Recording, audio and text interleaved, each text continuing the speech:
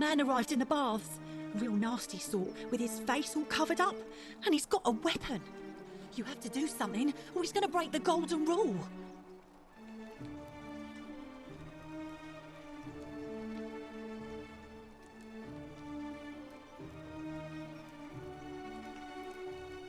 Thank you. He's still in there, somewhere. I have to hide. Find me in this empty shrine when it's over. What? Why? All right, fine. Come and find me in my bakery instead. Please be careful.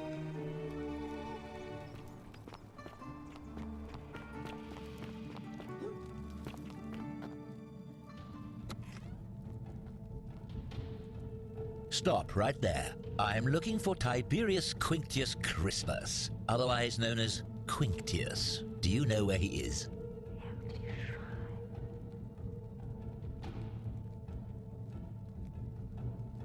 Thank you.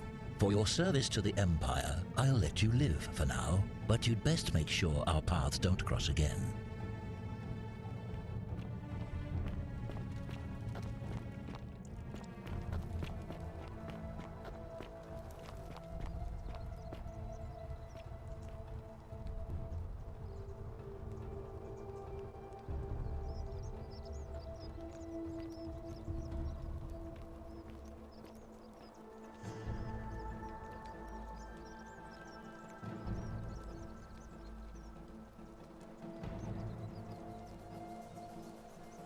Filthy, lying degenerate.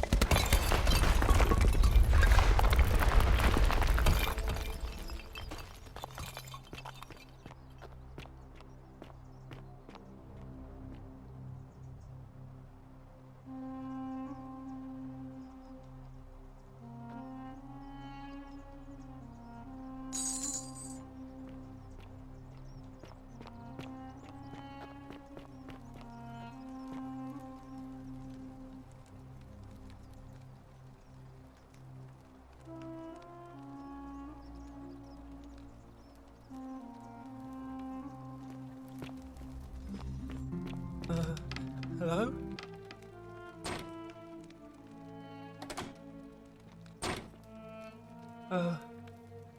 Hello?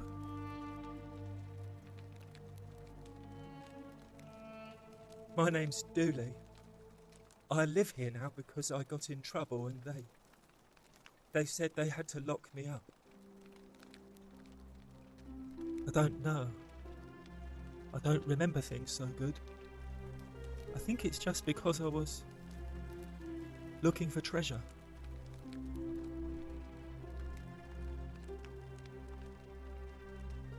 No! I would never! I'm good! They said I did it more than once, but I can't remember things so good. Then they called me mean names. They called me a liar, Billy. Yes. They said I have to live here now, and gave me this letter. But I'm not good with words.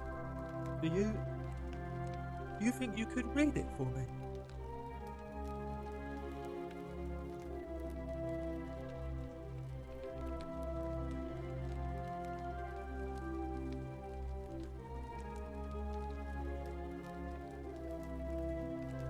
What does it say?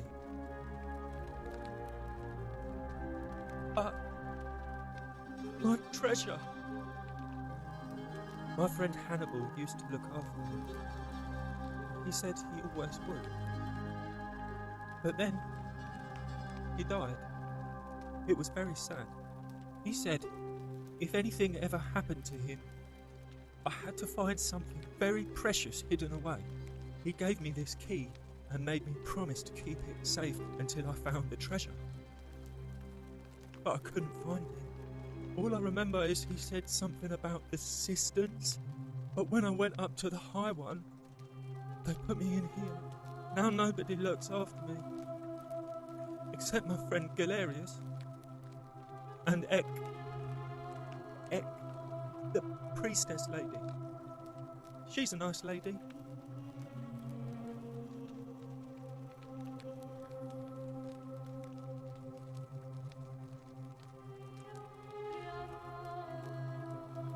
Hannibal said I shouldn't give it to anyone I didn't trust. But maybe you could help me get out of here. Then I would trust you a lot.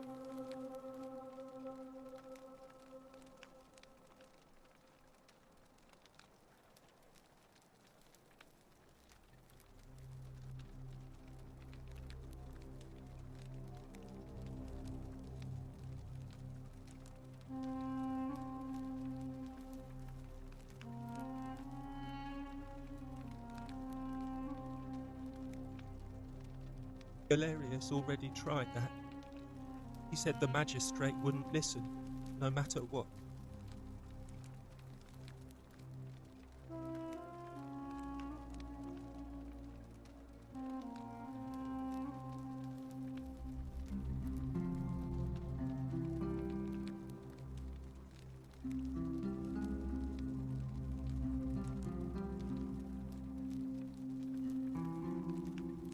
What about the rules?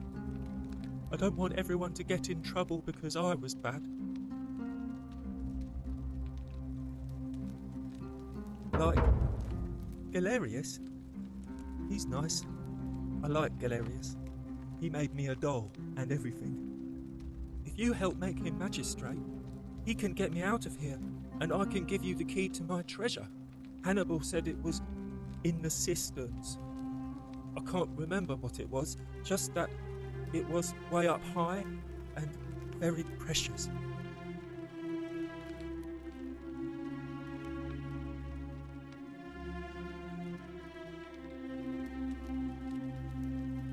Bye-bye.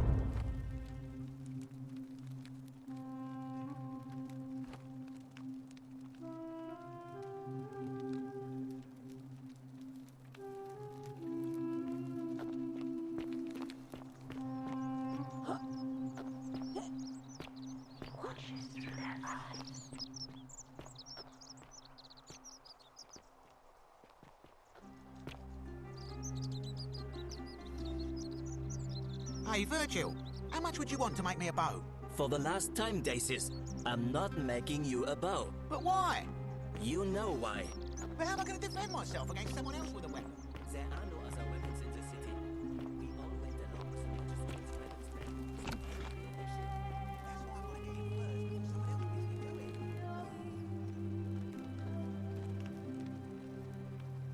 What are you doing in here? Can't you see this woman is dying? She's been poisoned. She needs the resin of a plant called silphium, but that Culus cubulatus Decius won't give it to me.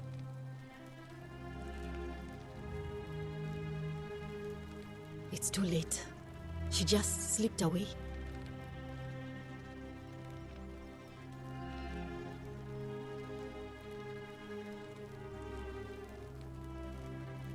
She was poisoned. She came in here frothing at the mouth. Normally, I'd treat her with resin of silphium, a rare plant which is perfect for this sort of thing. And I knew Decius had some at his market stall, right around the corner. So I ran over there, but he just looks at me with this evil smile and says, "That'll be 1,000 denarii." There was no way I could afford that, and he knew it. Then that toad shrugs and says, "Supply and demand. I guess you don't value your friend's life that highly." Anywhere else, I'd just pay a thug to steal it from his stall, but there's no way I can do that down here with the golden rule. So all I could do is come back here and just watch her die. I kept on apologizing, and now I'll never know who poisoned her, or how they managed to do it without breaking the golden rule, or why she cursed that snake's cruel black eyes with her dying breath. Well, unless you have the power to bring someone back from the dead, there's really just one thing you can do. Get me that silphium resin. I'm going to have another patient in here soon. Could be in the next day or in the next hour. And I will not allow this to happen again. I don't care how you get it, but you have to make it happen. Because if I lose another patient this way, I swear to the gods below, not even the golden rule will stop me from marching up to that genetic tutor and scratching his eyes out.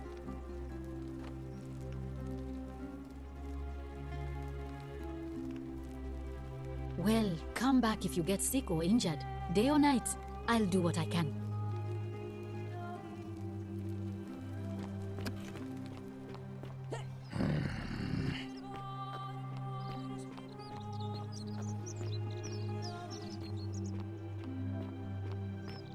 Salve. Salve, stranger, and welcome to our idyllic little slice of the Empire. I'm Dacius. Terrible shame what happened to Yulia, but we just have to carry on, don't we?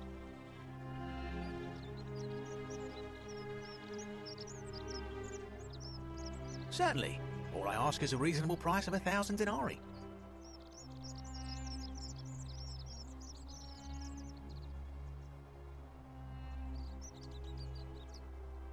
Oh, it's perfectly legal. Simply a question of supply and demand, I'm afraid. Take it or leave it.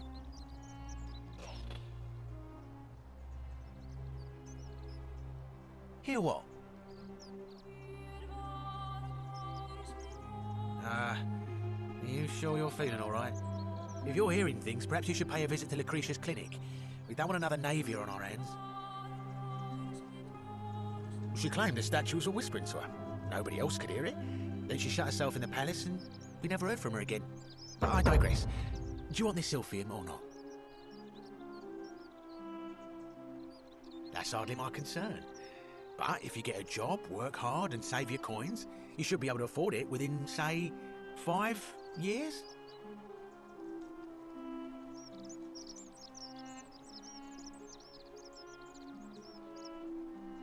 Very well. Perhaps I can interest you in something within your budget?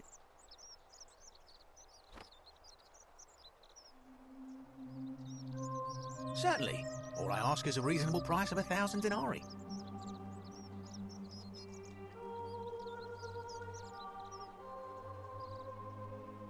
Very well. Perhaps I can interest you in something within your budget?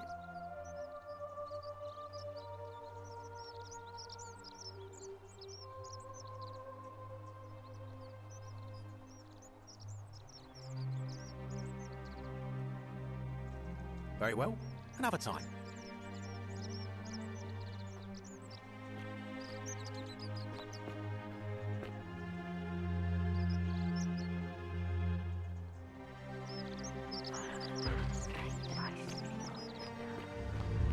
The many shall suffer for the sins of the one.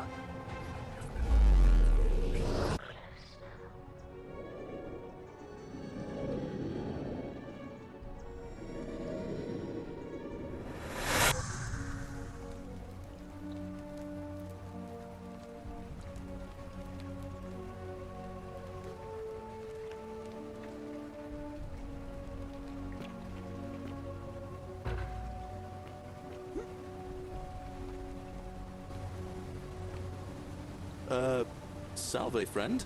I'm Galerius. Mind telling me who you are and what you were doing in the Shrine of Proserpina? I don't think so. I've never seen you before in my life. Oh, Bacchus, how much did I drink last night? Sorry to have bothered you.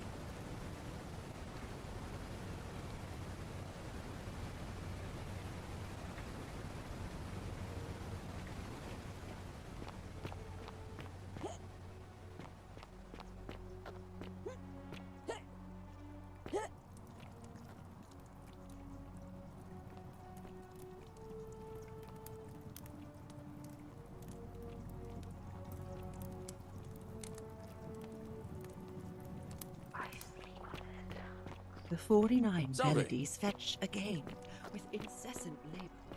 The modern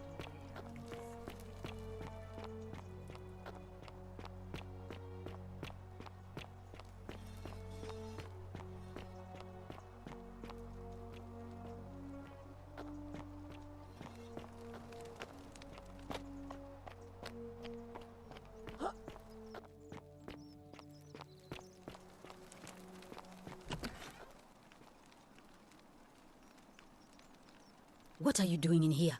Can't you see this woman is dying? She's been poisoned. She needs the resin of a plant called silphium, but that Culus cubulates decius won't give it to me.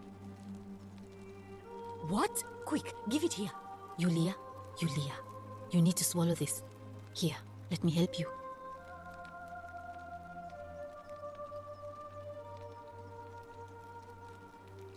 Hopefully, in a moment, she should be able to breathe normally. That was extraordinary. How did you know she needed this exact thing, and at this exact moment? Are you some kind of oracle?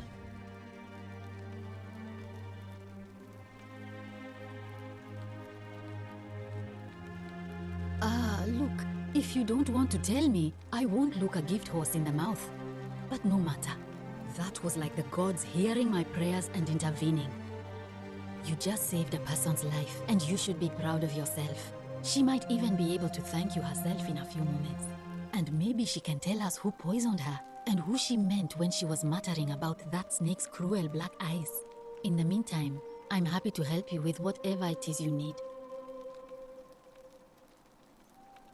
That's a shame. Thanks again for saving Yulia's life. Apollo smiles upon you.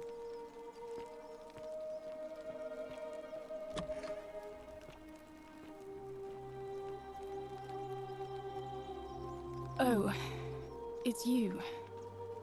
Sorry, I'm still a bit out of it. But thanks for trying to help me, I suppose. Was there something you wanted? Lucretia says I'm supposed to rest.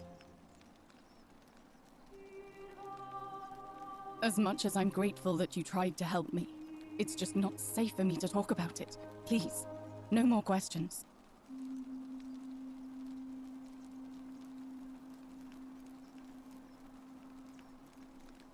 The golden rule. That's the least of my worries. The gods may be cruel, but Malleolus and Claudia are far crueler. Please, just leave me alone. I don't want to talk about it.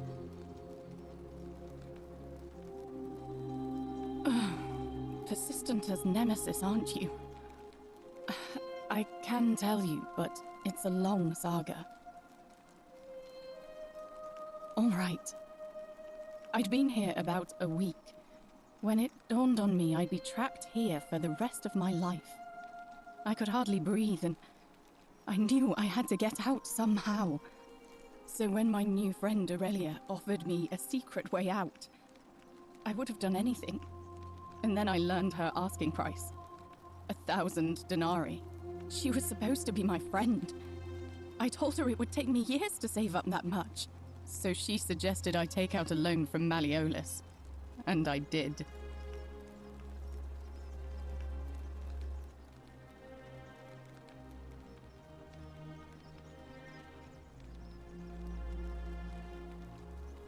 I had to sign an agreement, saying I'd work off the debt over 30 years. But I figured I'd be out of here so soon it wouldn't matter. I paid Aurelia, and she gave me her so-called way out. Do you want to know what it was? Hemlock.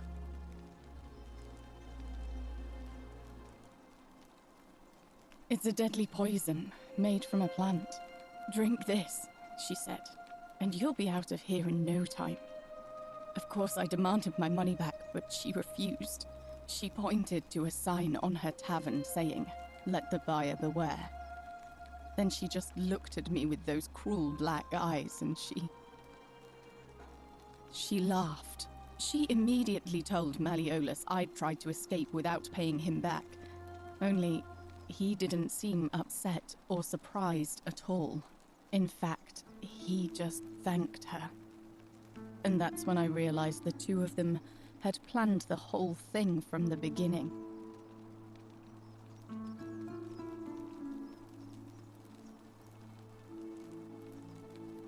That's what I said to the magistrate. I went to Sentius and begged for help, but he said the law was clear. I'd signed over my labor for 30 years and there was nothing he could do. I thought about resisting too. But Malleolus said if I didn't submit, I'd break the golden rule. And I couldn't be responsible for all those deaths, so he locked me in his villa. confiscated everything I owned as collateral and made me wear immodest, humiliating outfits while I worked day in, day out. His wife Claudia was just as bad. She sent me to work on an endless stream of futile, demeaning tasks. I'd be on my hands and knees, scrubbing the floor clean for hours, only for her to pour slop on it and hiss, "You missed a spot." Those two took everything from me. But they forgot to confiscate one thing: my hemlock.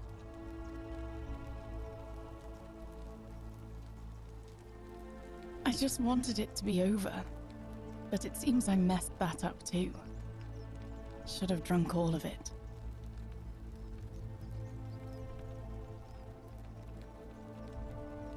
I brought it on myself.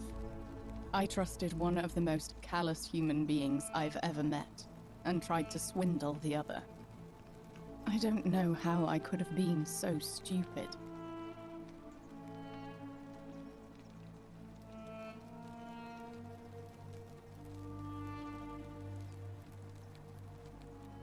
Thanks, I suppose.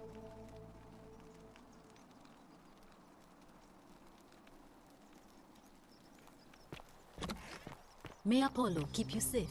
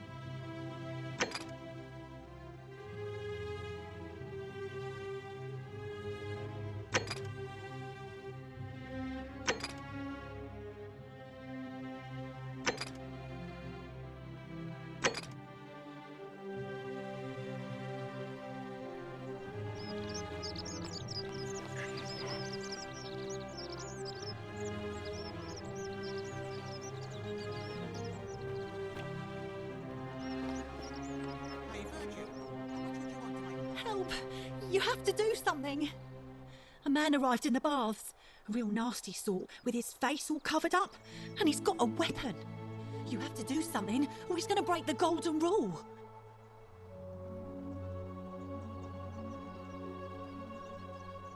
Thank you. He's still in there, somewhere. I have to hide. Find me in this empty shrine when it's over. What? Why? All right, fine. Come and find me in my bakery instead. Please be careful.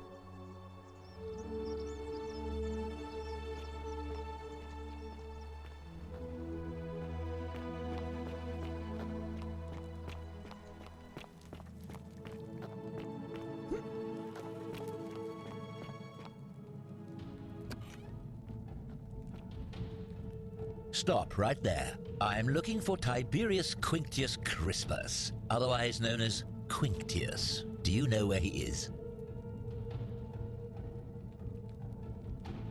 Thank you. For your service to the Empire, I'll let you live for now, but you'd best make sure our paths don't cross again.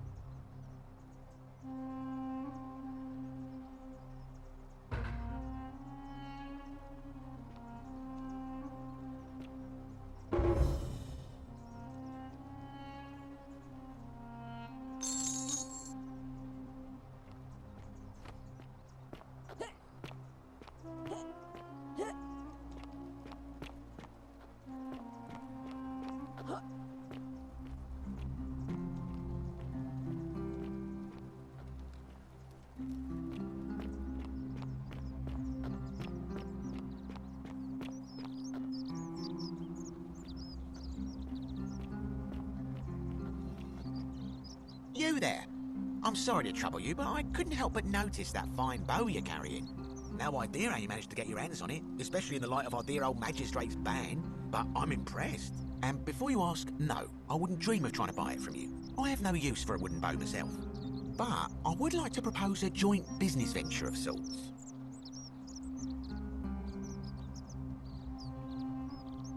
Tell me, do you have any idea how people here end up as golden statues?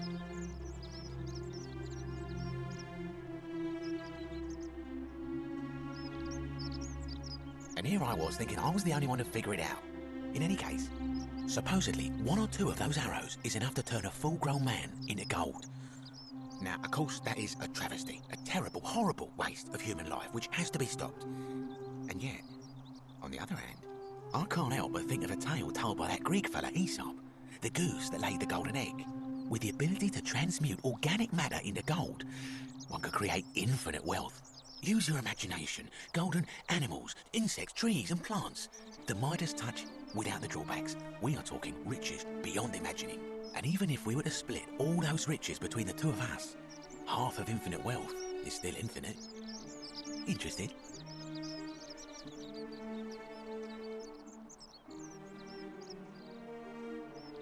Excellent. So the first question is, how do we get our hands on one of those golden bows? Now, I have a plan. But first, tell me, are you familiar with the story of the goddess Diana? No problem. Allow me to explain. Diana is our goddess of the hunt, the moon, and the underworld, depending on who you ask.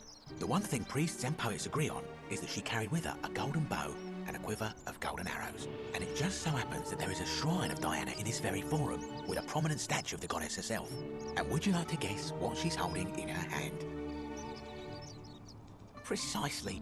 I can't tell you how many hours I've spent in that temple staring at it, trying to figure out how to retrieve it without breaking you-know-what.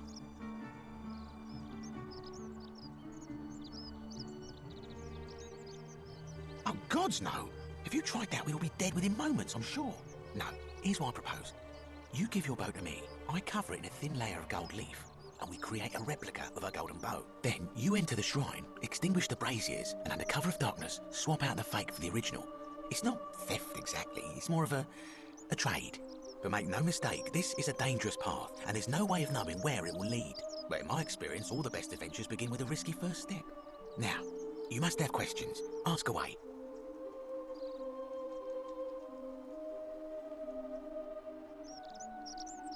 So, are you in, partner? Wonderful. Now, if you'll hand over your bow, I can get started applying a layer of gold leaf. This is a quality weapon. Now, bear with me for a moment. And here we are, a gold leaf bow.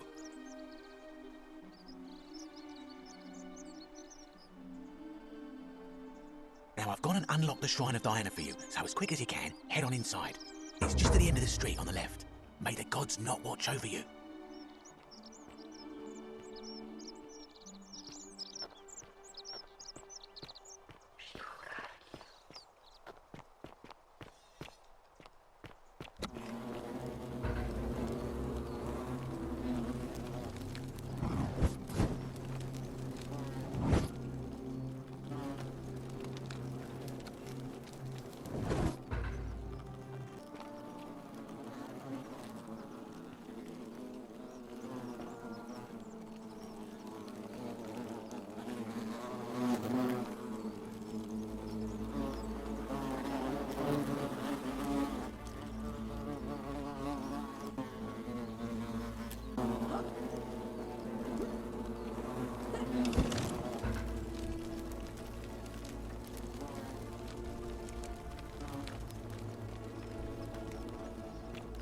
Is that you, partner? Do you have the bow?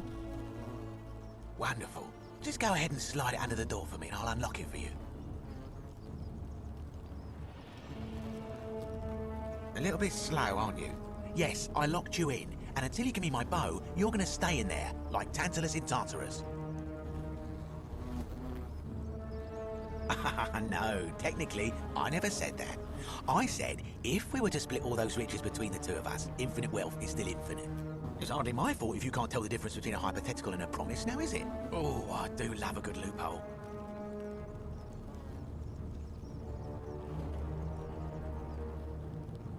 You're just gonna have to take your chances, I'm afraid. The bow, now. And don't even think about giving me the fake one. I'll recognise my own handiwork.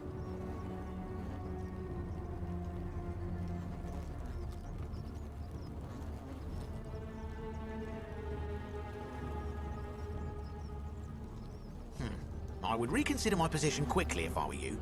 I'm not sure if you noticed, but you're stuck in there with a hornet's nest, and they can be rather aggressive toward intruders. You know, some say it takes 27 hornet stings to kill a man, but I always wondered how anyone could have known that. Let's find out how many it takes to kill a woman, shall we?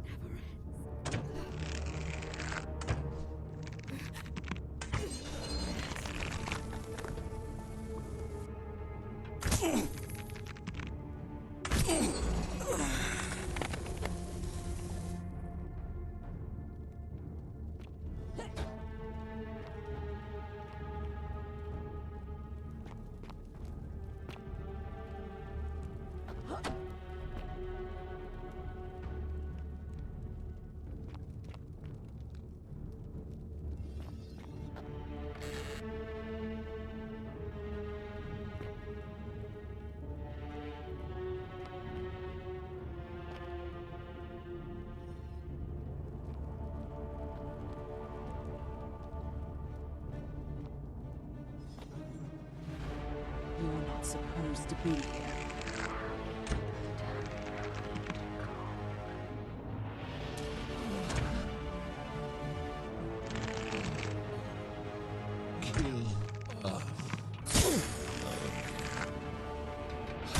Kill me.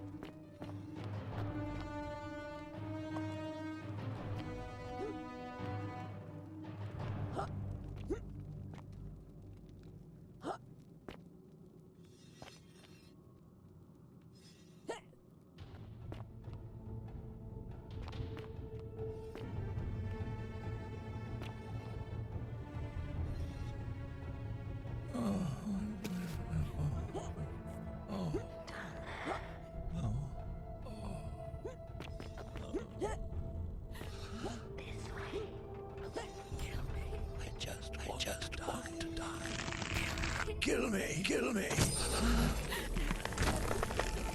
Help us. Please. Help us. Make it stop. Kill us. You. Thank you.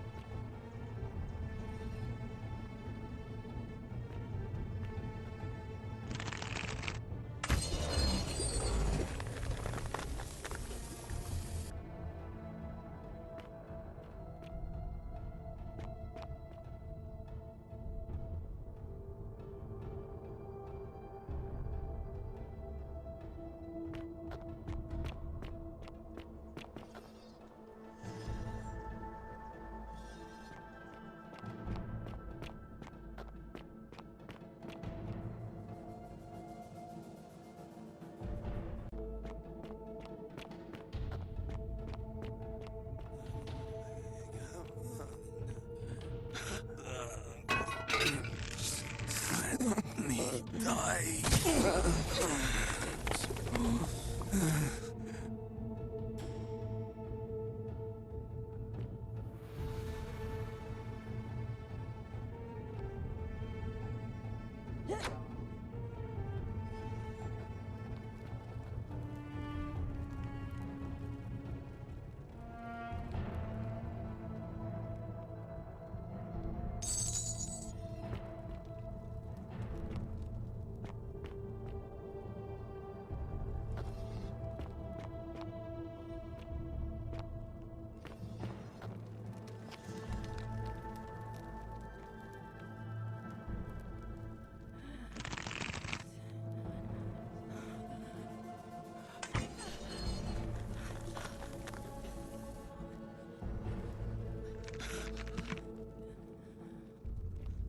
End it, please. Help me. Just one more. Thank you.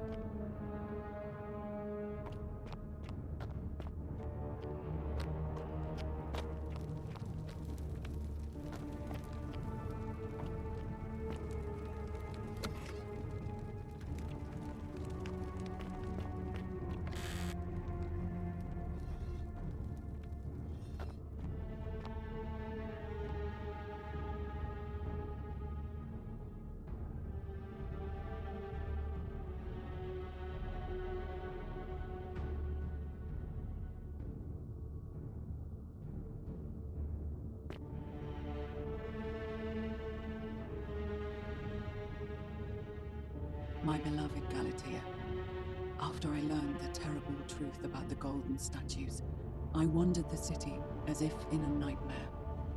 What must life be like for these poor souls, entombed in gold, but kept alive somehow? Trapped in their own personal Tartarus, consigned to eternal torment, too horrific for any sane mind to comprehend. I tried to offer them what small mercies I could. I began to talk to them, to keep them company.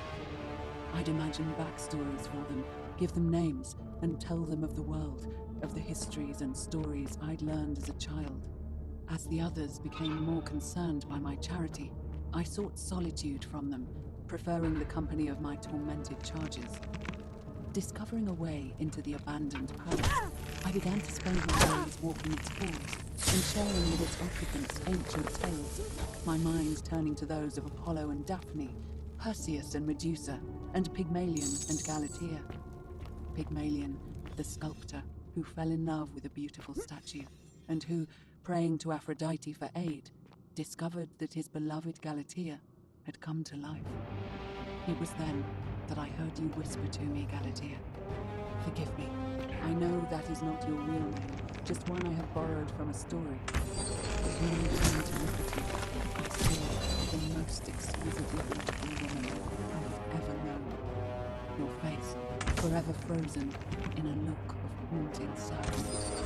Our meeting gave me new purpose, to free you from your golden prison, so that I might one day hear you speak, not just whisper your true name to me. So I gathered tools for the long and difficult task ahead, barred the doors to this place, and set to work.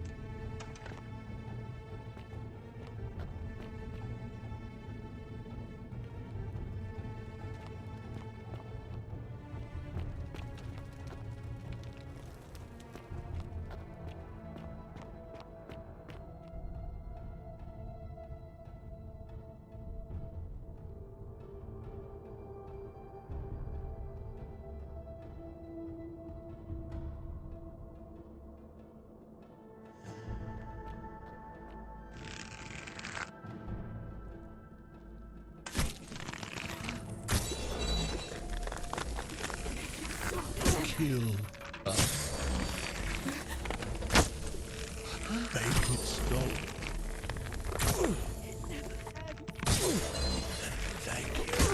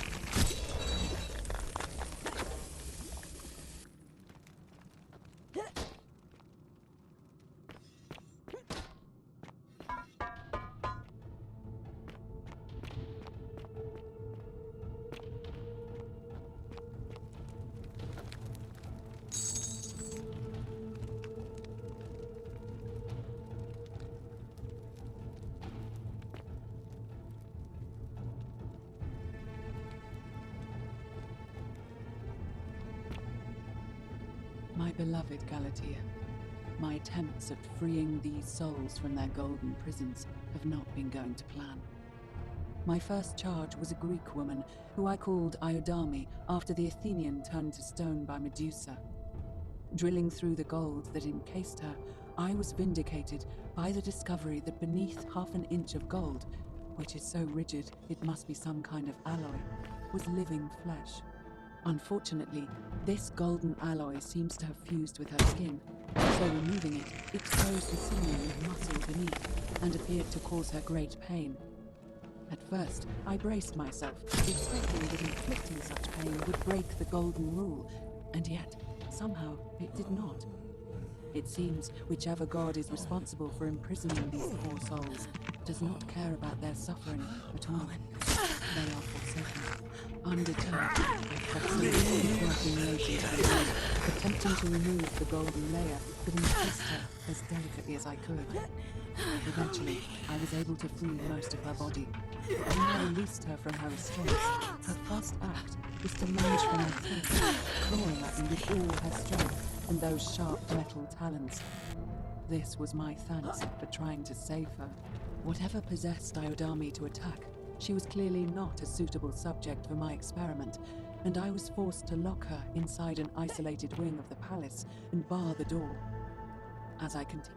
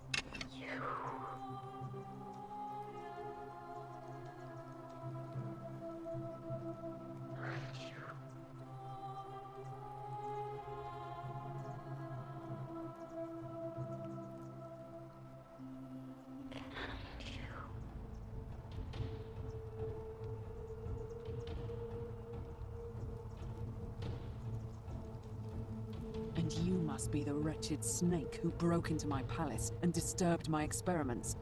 And, worst of all, look at what you made me do to her. This never would have happened if you just stayed away. You're going to pay for that. And do you think I care about that? I don't care what happens to me, as long as you get what you deserve. Liar!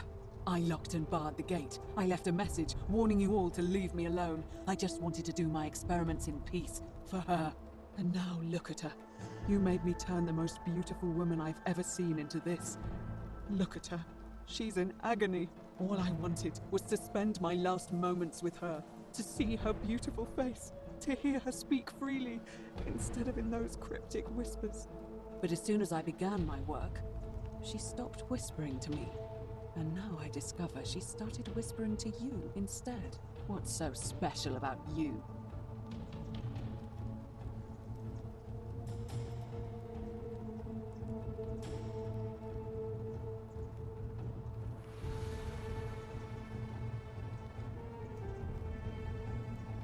What do you mean, the same voice?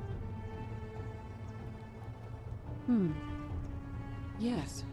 I remember when they used to whisper to me. They did sound similar.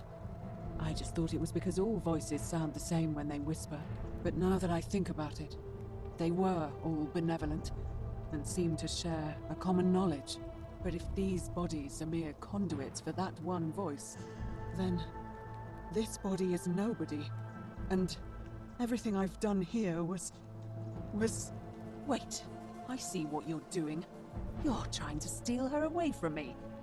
Were you planning to wait until I'd done all the hard work, then swoop in? Is that it? Liar! You tried to steal her away from me, and now look what you made me do. Give me one good reason why I shouldn't peel you, too.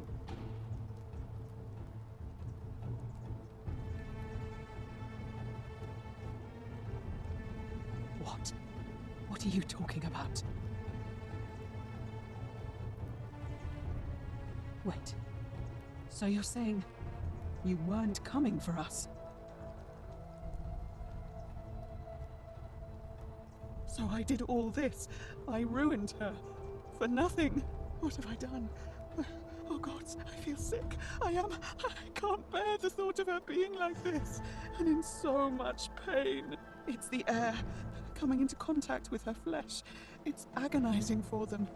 But the only way to fix it will be to break the golden rule and let it run its course. At least that way she'd be golden again, and we'd be together. All it would take is one little cut.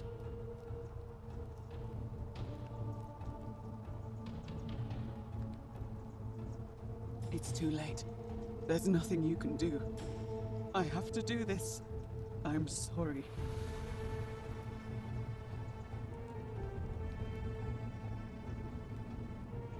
What? Wind back time? What are you talking about?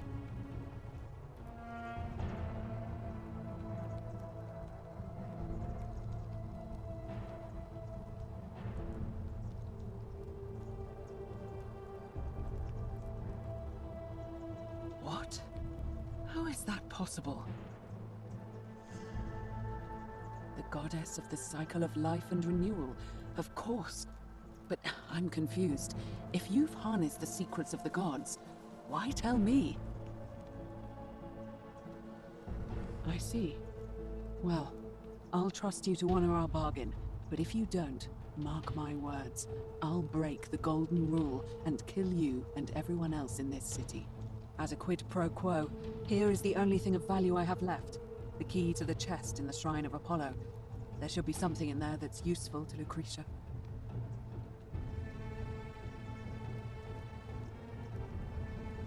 Now, please leave. The door here leads out onto the palace balcony. You should be able to make your way down from there. Go, and never return.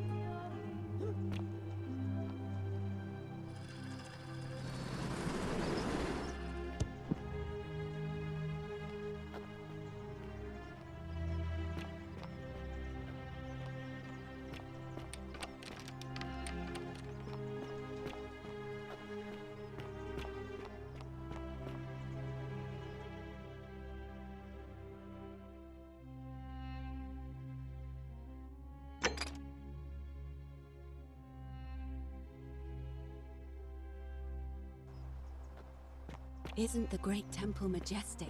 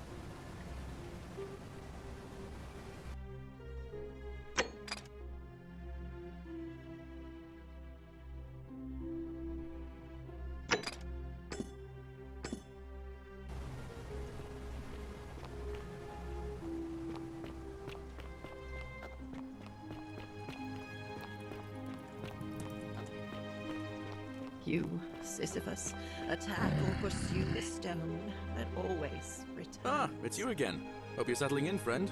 Now, what's on your mind?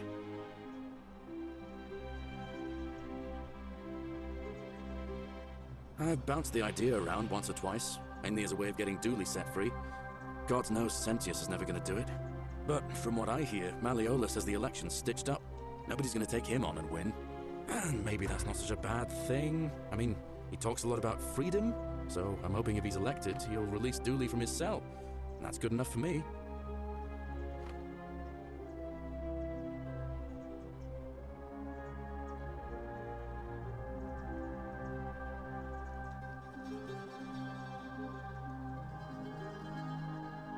Because Sentius put him there. Poor Dooley was just wandering around looking for some imaginary treasure. Now a magistrate accused him of being a thief. That's nonsense, of course. Dooley's the most harmless man you'll ever meet.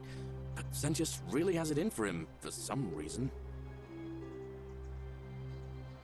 Gladly. Well, it's a long one, and kind of sad, but I don't mind telling it. All right. All right. See you around.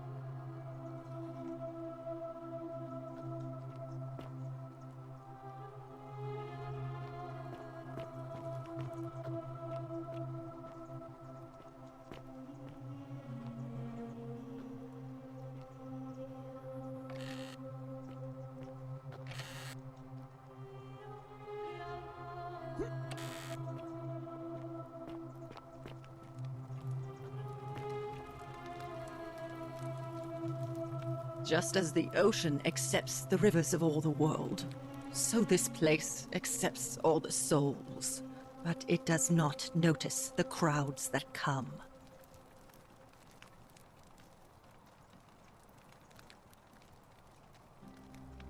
There is only a downward path, gloomy with fatal yew trees.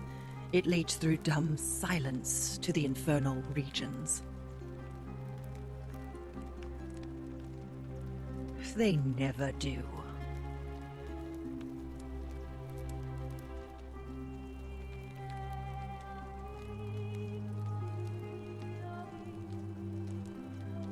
The bloodless shadows. This is their punishment. Help me. You cannot help me. I have seen things. A pattern, a terrible pattern. It is better for you if you remain ignorant.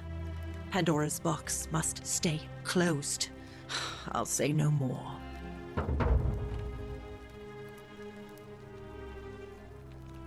The newly arrived are ignorant of the road before them.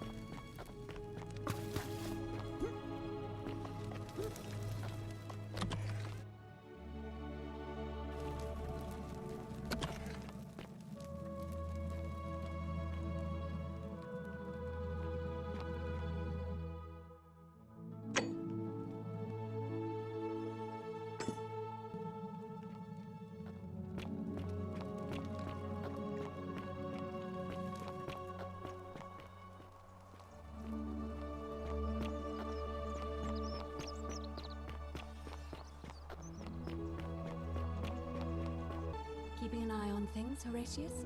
As always, Priestess. Any news about Centilla, Navia, or Kabash? No sign of any of them, I'm afraid. But we do have a newcomer. Strangely dressed woman. Pretty, though. Funny accent, too. A traveller from a faraway land, then? Seems that way. Then let's make sure she feels welcome, shall we? Of course, Priestess.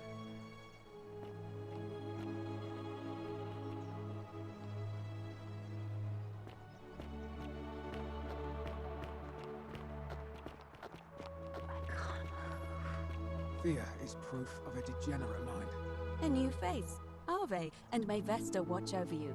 I'm Equitia. To what do I owe the pleasure of this visit?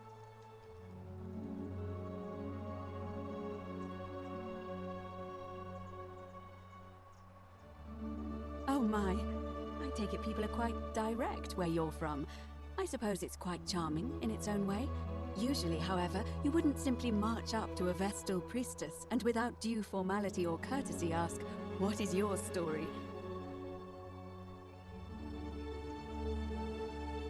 The proper approach would be to arrange an introduction through a mutual acquaintance in high office, by which time you would already know how to address me. And then you would find a way to satisfy your curiosity, rather more indirectly. But to be honest, I've often thought what an unnecessarily formal way to communicate that is. So, let's do it your way. You just keep being yourself and ask whatever you like.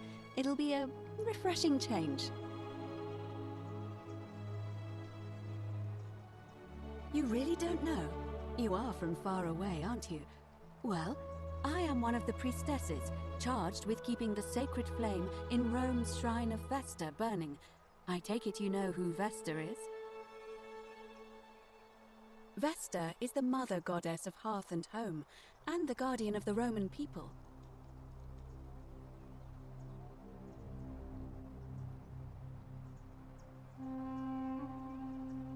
Put simply, I tend to the temples, ensure their sanctity is preserved.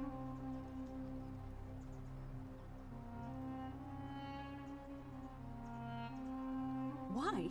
So that we continue to honor our gods, invite their blessings, and not bring their wrath down upon us, of course. It's vital that we keep them appeased and remain in their good graces.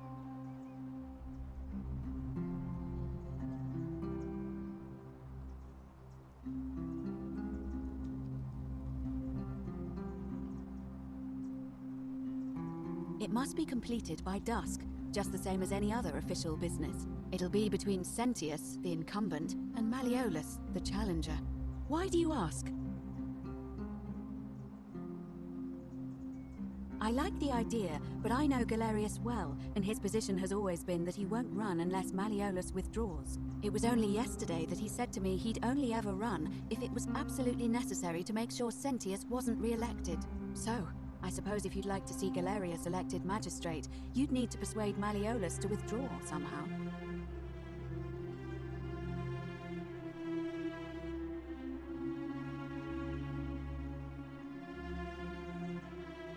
As I said, I'm planning to hold it before dusk, but I suppose I could hold it sooner, if there's a good reason.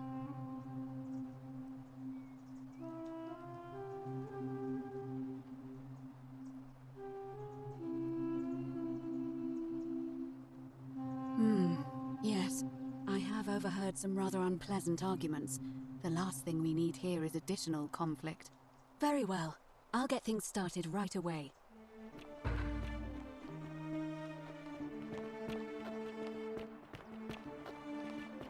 Citizens, it is time. Let us meet to elect our magistrate. Time to go to the theater.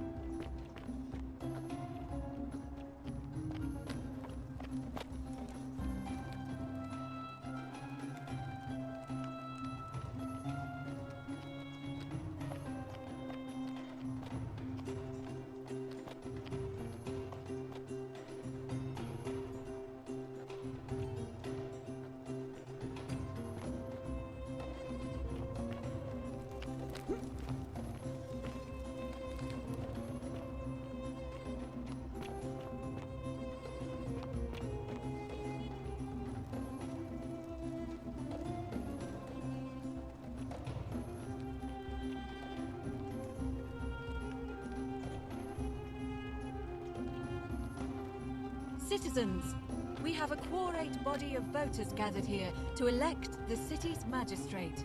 The candidates are Sextus Sentius Imperiosus and Marcus Malleolus Gurges.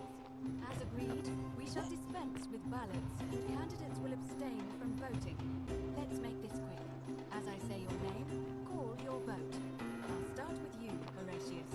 Sentius, of course. Georgius. Malleolus. Dacius. Malleolus. Galerius. I abstain. I'm just here to observe. Virgil. Malleolus. Rufius. Malleolus. And finally, Domitius. Malleolus. Who else?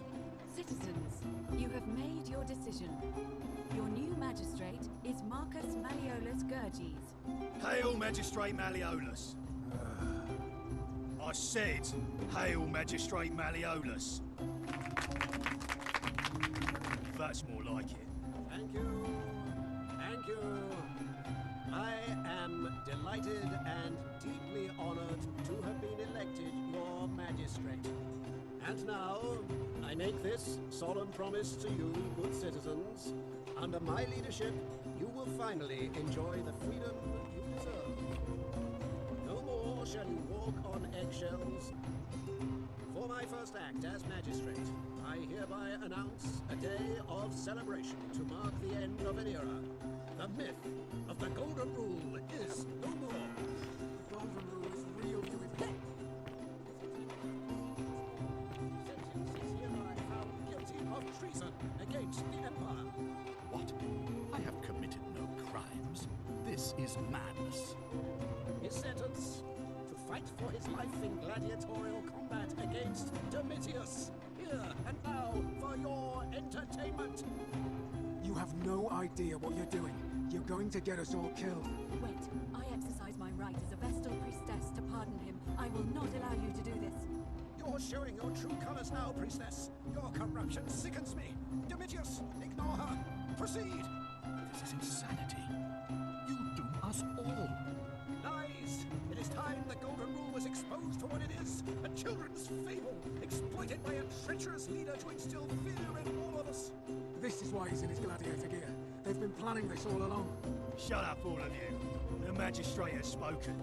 I'm going to enjoy killing you, old man. The many shall suffer for the sins of the one. They're turning us to gold!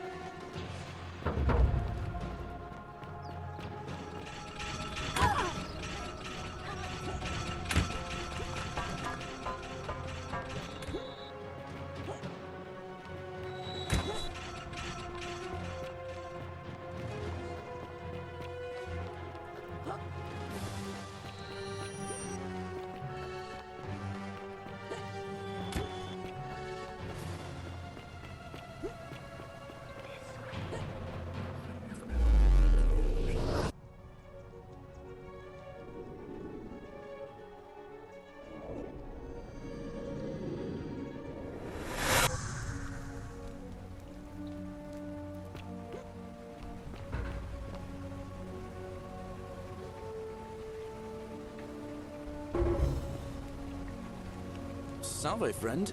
Mind telling me who you are and what you're doing with that bow on your back?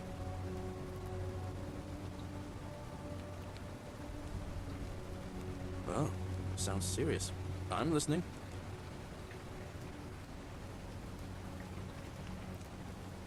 Alright, let me see. Stop Fabia going in, but send the new arrival to the empty shrine. Understood. Yulia? Oh no. Alright, I can do that.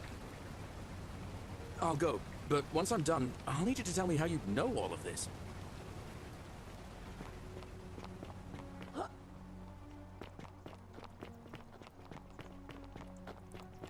Ixion turns.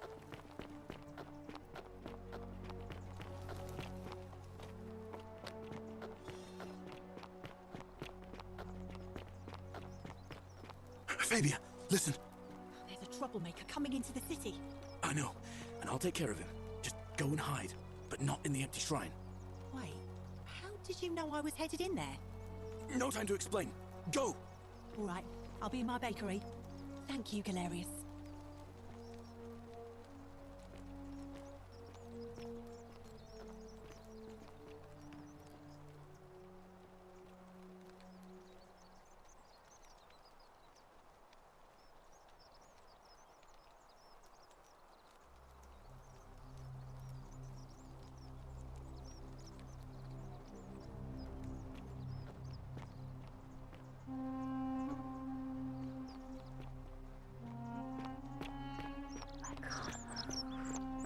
Whatever's in that great temple up there on the bluff, supposed to give you the I Sylphian bet ring it's for worth you. a fortune.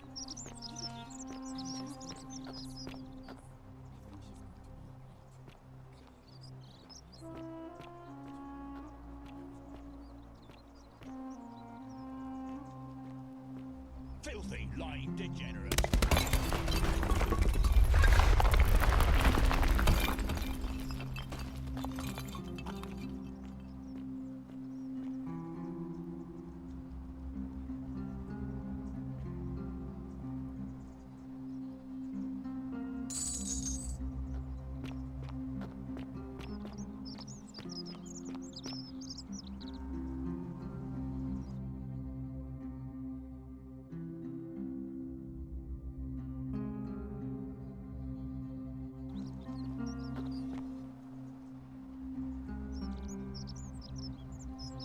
Hello there, friend. May I say, that is a glorious bow you're carrying. Do you mind if I ask where you acquired it? Well, I'll take your word for it. But perhaps you'd be interested in selling it to me. I mean, it's not as if you have any use for it down here.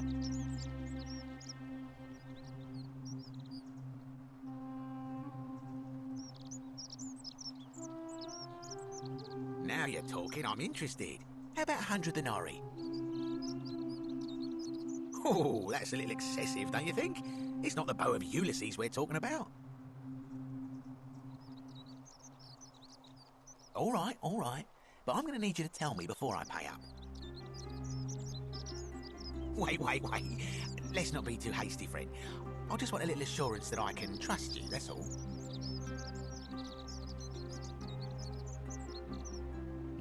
I suppose you're right.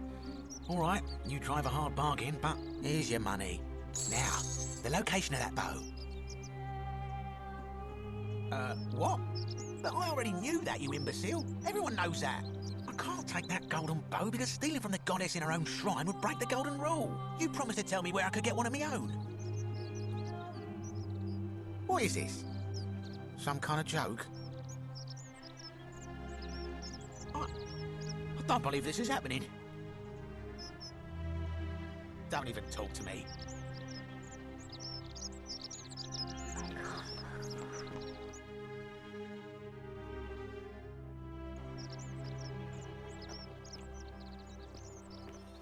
Greetings and salutations. Greetings, I'm Georgius. It gladdens me to see another foreigner in our midst. We must stick together, you and I. And I must say, my sartorial friend, your clothing is most extraordinary. Leather boots in place of sandals, trousers with precise stitching, and such a curious design. I have traveled distant trade routes from the markets of Damascus to the farms of India, and never have I seen anyone dressed quite like you. Tell me, I must know, from which exotic part of the world do you hail?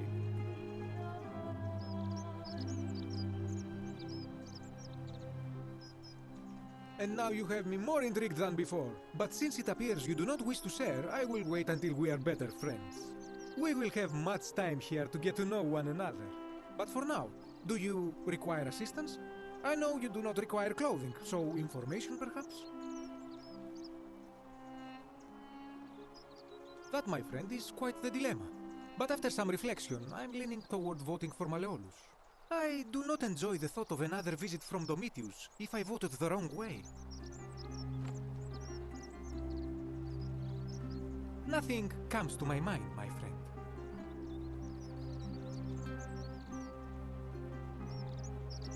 I hope that our paths cross again soon, my friend.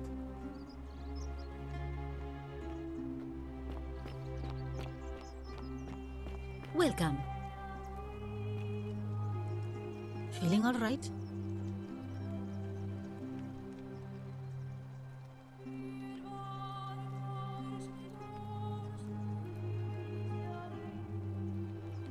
That's a shame. Thanks again for saving Julia's life. Apollo smiles upon you.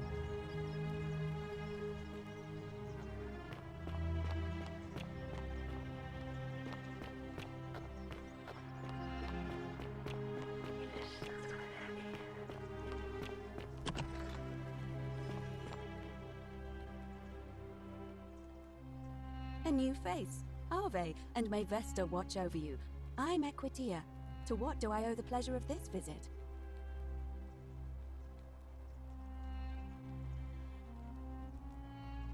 It must be completed by dusk, just the same as any other official business. It'll be between Sentius, the incumbent, and Malleolus, the challenger.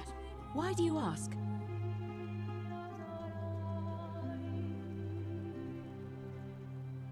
You can, assuming they're eligible and willing to accept the nomination. I like the idea, but I know Galerius well, and his position has always been that he won't run unless Malleolus withdraws. It was only yesterday that he said to me he'd only ever run if it was absolutely necessary to make sure Sentius wasn't re-elected. So, I suppose if you'd like to see Galerius elected magistrate, you'd need to persuade Malleolus to withdraw somehow.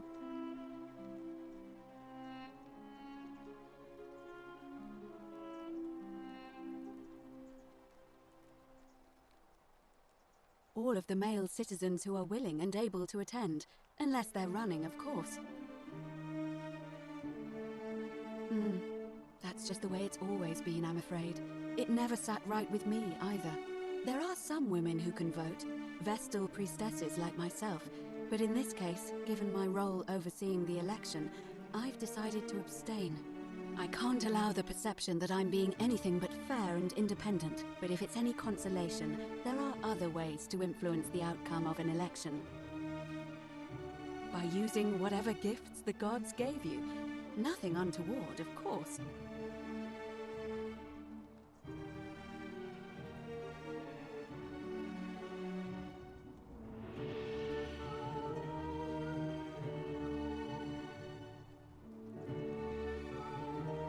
Certainly. See you again soon, I hope.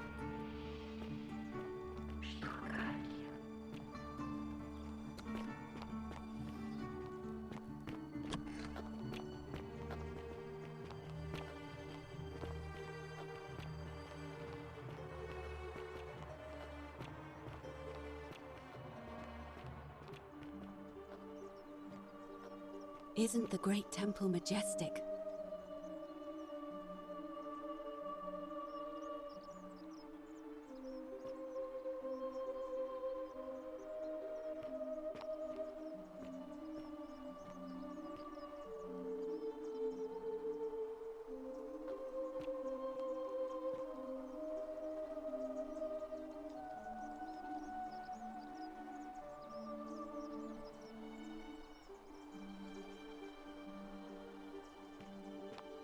Isn't the great temple majestic?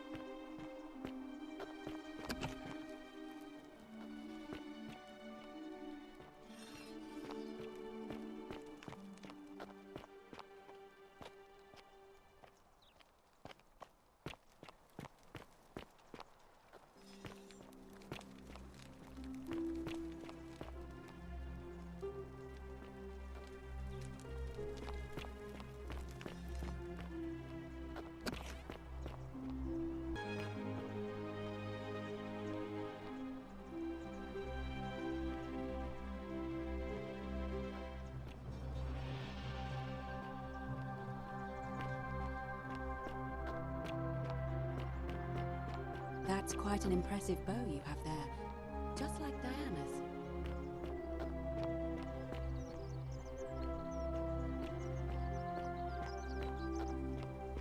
Oh, shiny!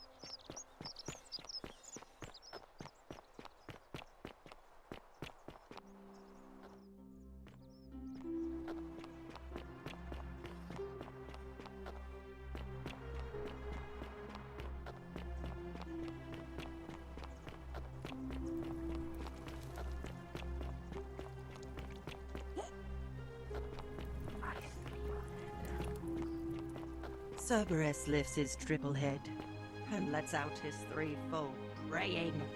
Livia, would you stop muttering like Medea over a cauldron? You'll scare away my customers. They follow their trades, imitating their previous lives, but they are ignorant. This again. You're in a world of your own, aren't you?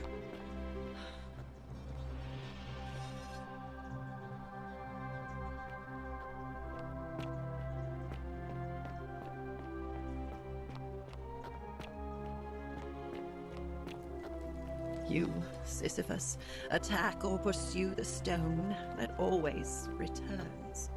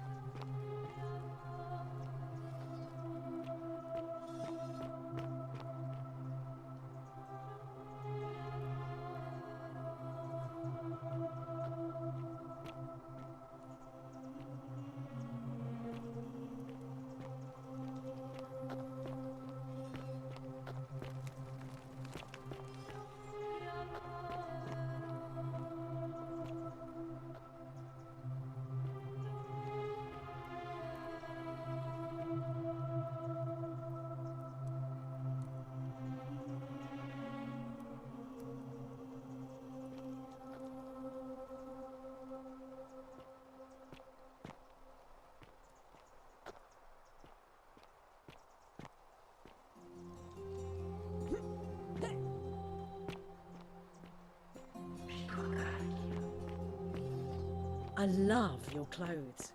So exotic. You stay away from my money.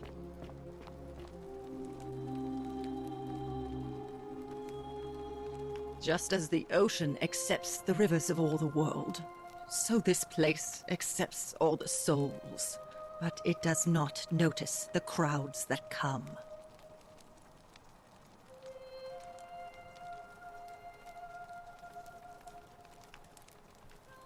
The bloodless shadows wander without flesh or bone.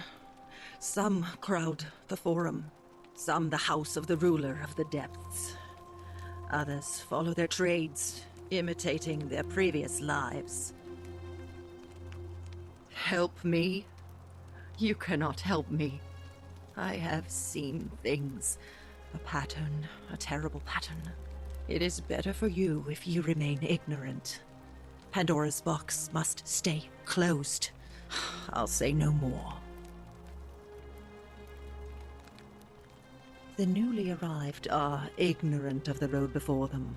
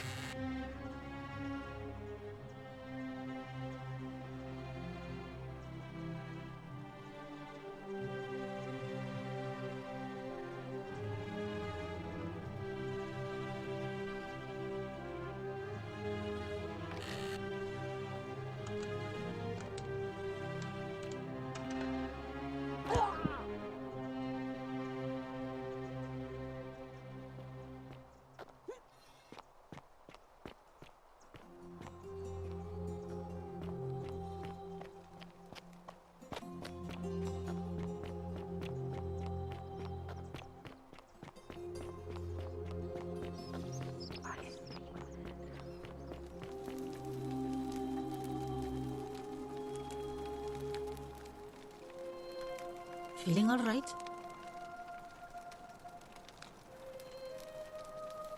Of course. Just hold still and I'll have you patched up in no time. There. All better. Now, was there anything else? That's a shame. Thanks again for saving Yulia's life. Apollo smiles upon you.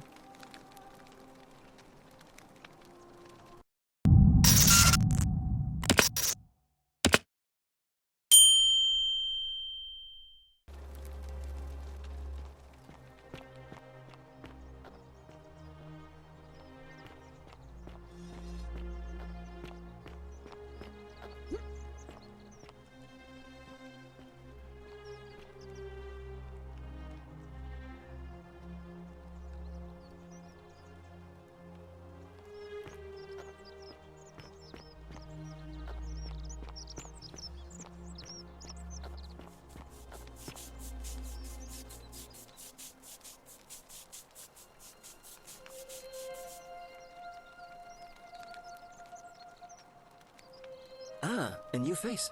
Salve, and welcome to our little community.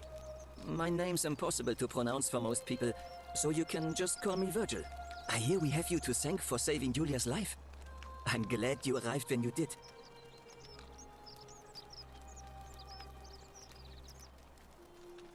Well, Malleolus is talking about loosening some of the restrictions in this place. And while it's all a bit vague, at least he has a vision. My vote isn't for sale, if that's what you're asking. Nice to talk to you.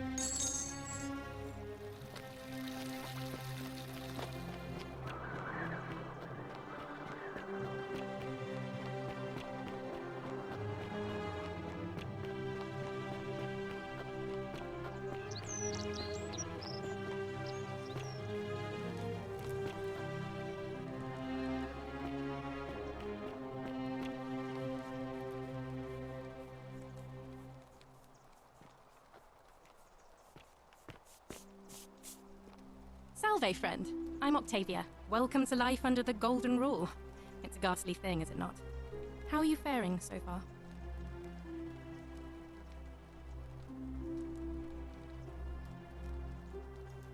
All right, well, it was lovely to meet you. I look forward to getting to know you better over the coming months. And if you ever... I can't believe this is how it ends. Oh no. No. Orpheus, what are you doing? Get back from there. If you lose your balance, you'll fall. That's the idea. What? Why? Why would you want that? Why do you think I'm stuck for the rest of my life working for a man who treats me like an animal? I know things are hard for you right now.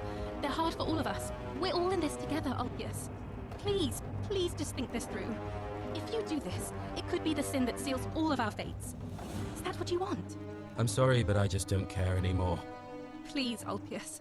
Help him. If he goes through with it, it could be the end for us all. I don't know what to do. I've never had to deal with this sort of thing.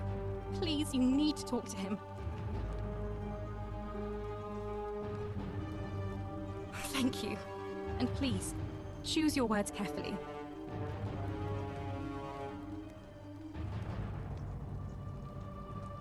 You know about that? How is that possible? I mean, I've never mentioned it to anyone. Well, if you say so. You don't understand. I don't want to hurt anyone. I just want it all to be over. It's too late for that. Yulia and I made a pact, and she's already swallowed hemlock this morning. If I backed out now, I'd be betraying her. I can't do that. Oh, really? That changes things a little. But we're still in debt bondage to that monster. Unless you happen to have 2,000 denarii to pay off both of our debts. Really? Wait. So, I guess you'd want me to work for you then. You'd do that for us? A couple of complete strangers? It seems today we're both blessed. This did not turn out how I thought. Thank you, friend. I never thought people like you existed. Thank you. I'll go and pay off our debts immediately. I just wish there was some way I could repay you. But I have nothing but the tunic on my back. I'll go and take care of things with Malleolus and tell Yulia the good news. Thanks again, friend. I'll never forget what you did for us.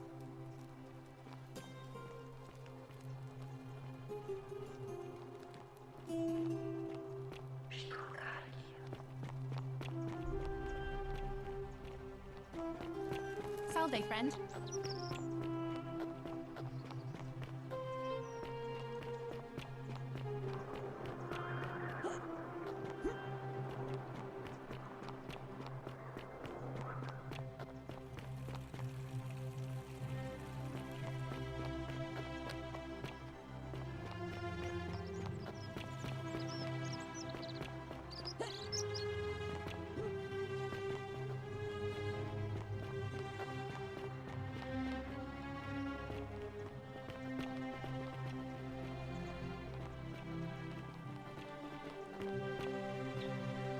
Where have you been, you little stirkus? You shouldn't even be outside the villa. None of that matters anymore. I'm paying off my debt, and Julius. Our debt bondage is over. Let me see that. Here. In fact, you take it to him. I don't ever want to see his face again. Huh. You actually did it. I'll make sure he gets this. But you're still a pathetic little stirkus, free or not. I don't care what you think. You don't have any power anymore.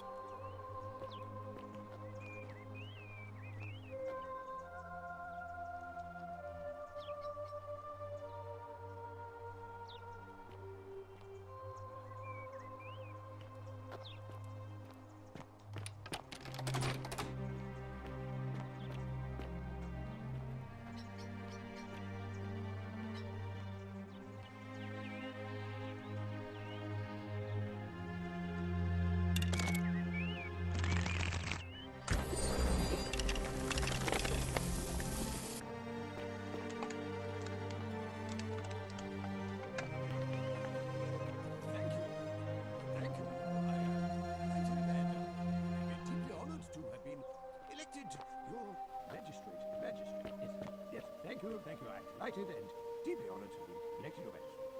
And now, I make this solemn promise to you, good citizens. And now, I make this solemn promise to you, good citizens.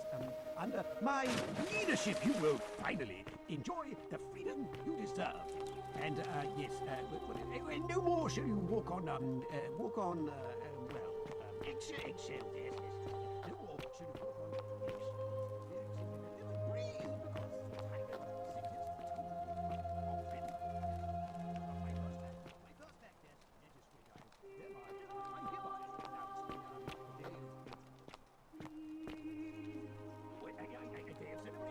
because the tiger the day of celebration marked in Oberneva. Yes.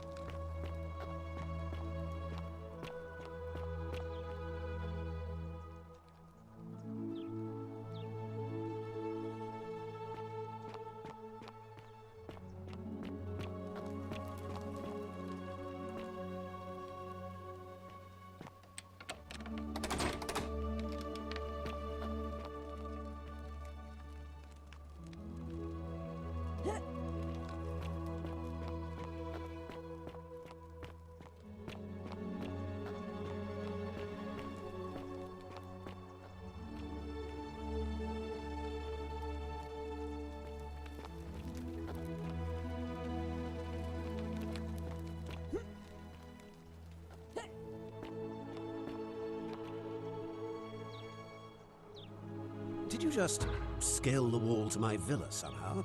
I must remember to have words with that buffoon Domitius. Well, why have you risked life and limb to see me?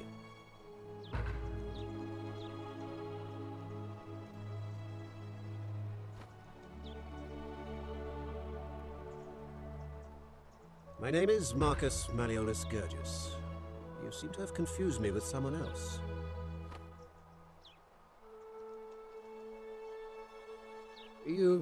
You mean my heterochromia? I am guilty of nothing more than having different coloured eyes. And I'm hardly the only person with the condition. Alexander the Great had it too, as it happens. I like to think it is simply the way the gods have chosen to mark a natural-born ruler. Nothing more.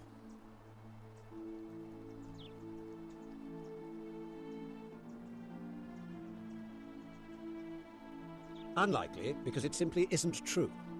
Now, was there something else you wanted?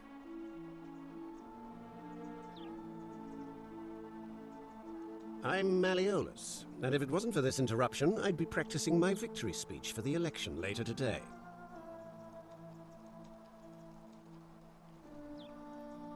I'm glad you asked. I'll finally restore freedom to this city, just as I've been promising. These good people have suffered long enough under Sentius's tyranny. By declaring there's no such thing as the Golden Rule. It's a children's fable exploited by Sentius to frighten us into submission. Wait, don't tell me you've fallen victim to that monstrous lie?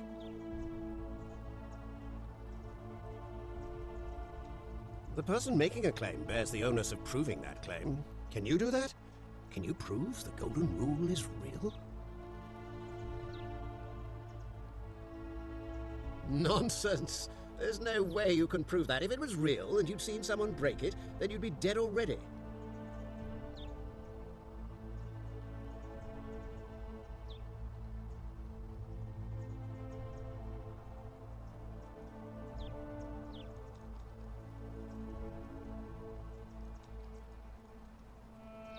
Surely, you're not one of those people who believes everything you read, as if a lie could be transformed into the truth by the simple act of writing it down? What? Oh, I see what's happening here. Another poor, vulnerable soul taken in by Sentius's machinations. He won't get away with this much longer.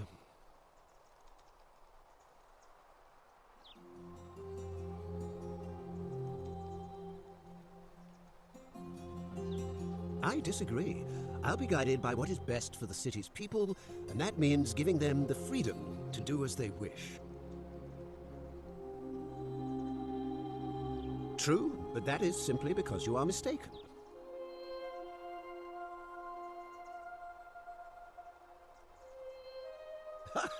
Are you insane?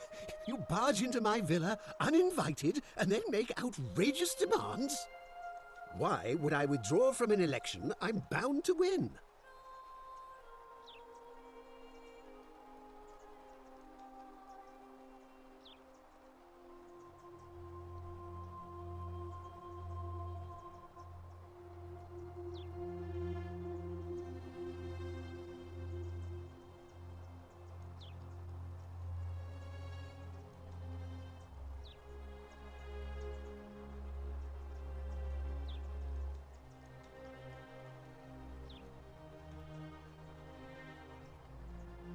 You fool.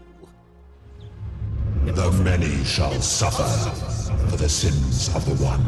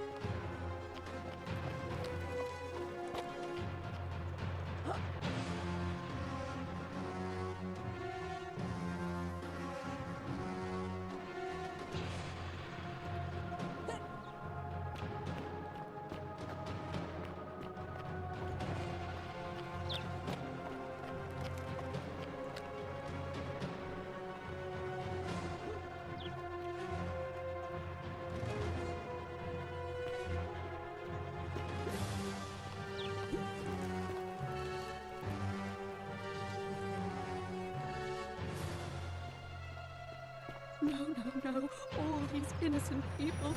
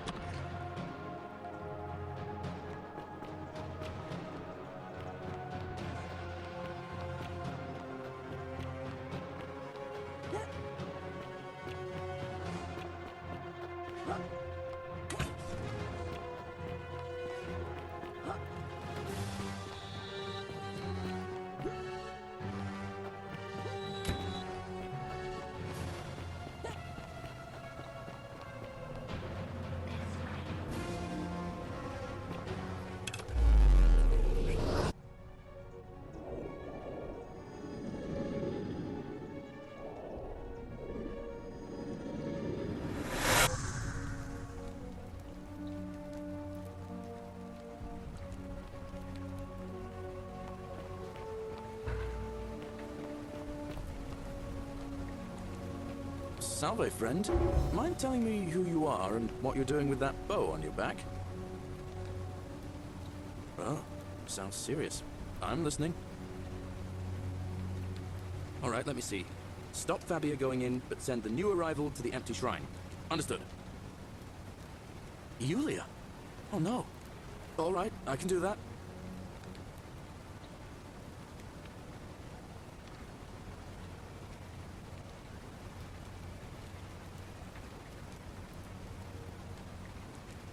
But how did you...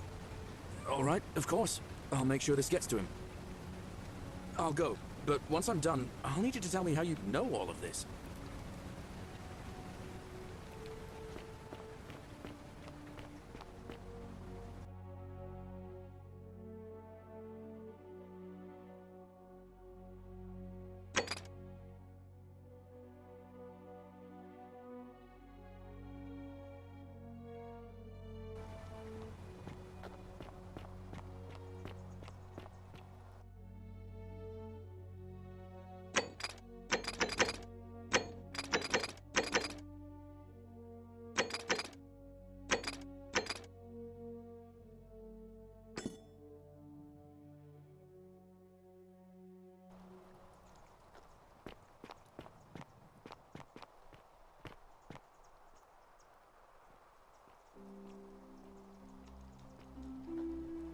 You, Tantalus, cannot catch the drops of water, and the tree you grasp at eludes you.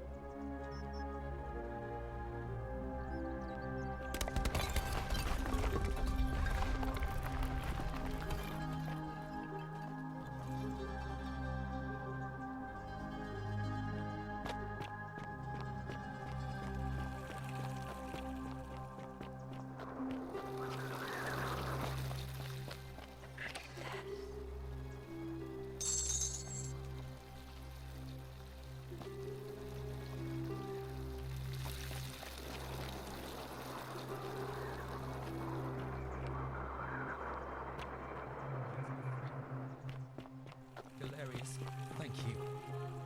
It seems fortune smiles on us after all. I'd better go and sort this out immediately.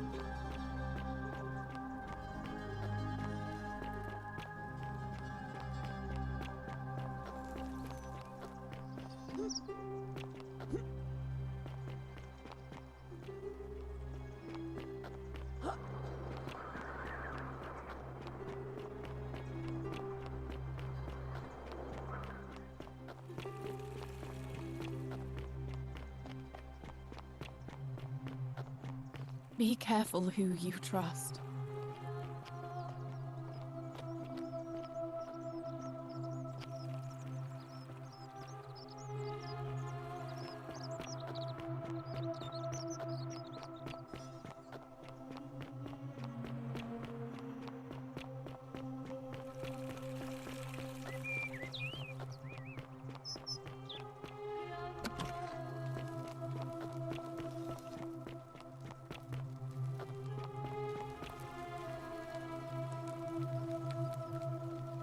We're finally alone. I assume you already know who I am. May I know your name? We have? Wait, if I understand correctly, someone is about to break the golden rule, forcing me to create a portal in time to bring you here? I must have entrusted you with figuring out who the culprit is. Only, I assume we failed, and you had to start over. Is that about right? If so, what happened?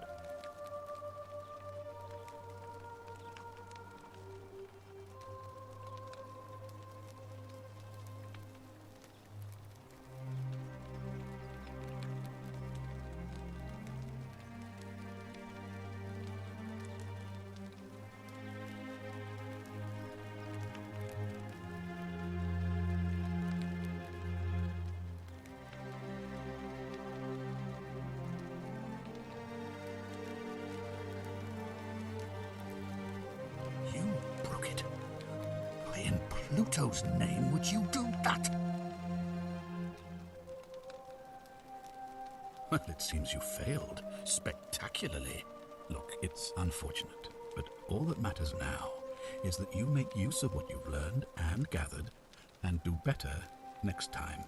Now, I assume you sought me out again for a reason.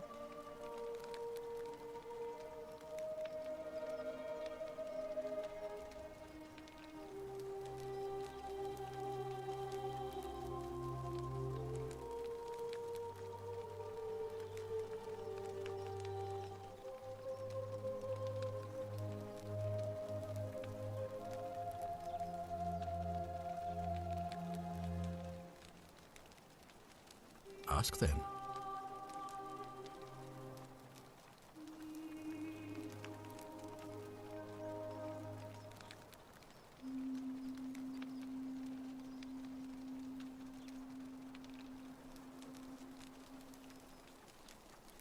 Do you ever stare at a problem for so long that you can't see it for what it is anymore? What's needed here is a fresh pair of eyes. The less I prejudice the independence of your investigation, the better. What reason could you possibly have to suspect me, of all people? I'm glad you think so. Without trust, without each other, we won't be able to prevent what is about to happen. Well, all right. There are those who wish to vote me out of office so that they can pursue their own misguided political agenda. Frankly, their selfishness and recklessness risk destabilizing the entire city. I would be looking very carefully at them if I were you.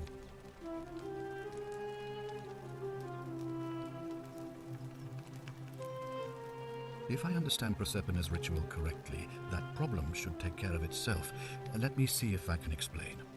If you manage to prevent the sin that breaks the golden rule, I won't need to bring you here. I won't create the portal, and you will never have been able to come here. Thus, you'll have created a paradox. If this occurs, you should be flung back to your own time, having changed the past for all of us. Make sense?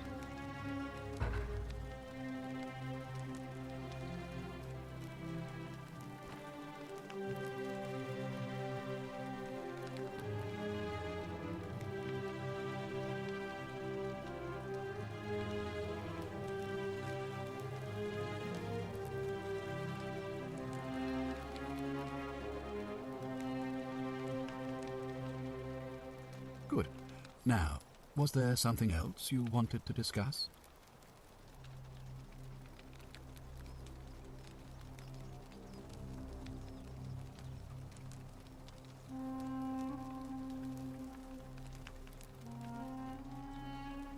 Thank you.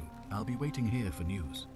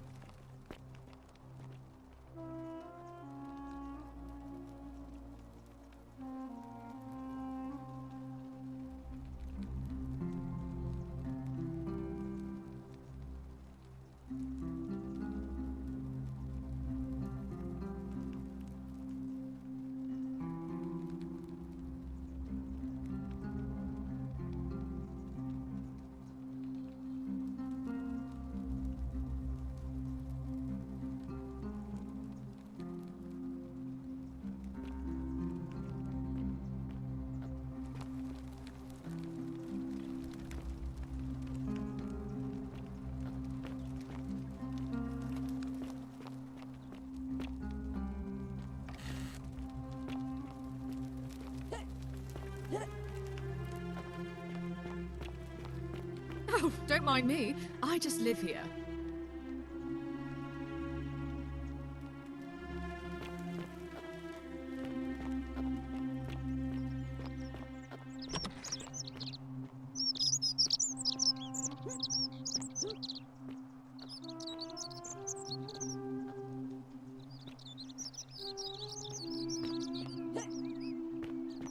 Are they?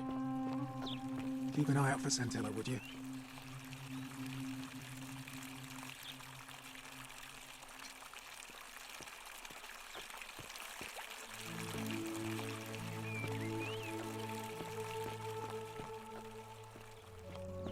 How come you're allowed a weapon and I'm not?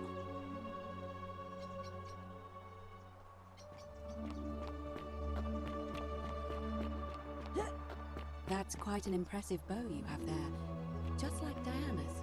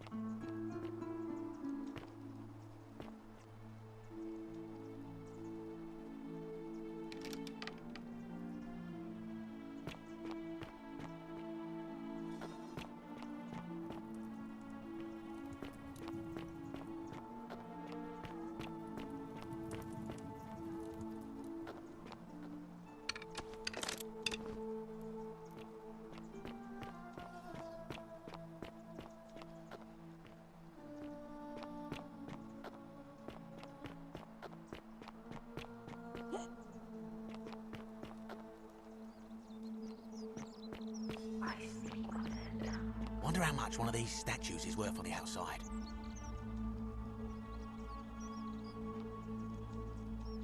Hello there, friend. May I say, that is a glorious bow you're carrying. Do you mind if I ask where you acquired it? Well, I'll take your word for it. But perhaps you'd be interested in selling it to me. I mean, it's not as if you have any use for it down here.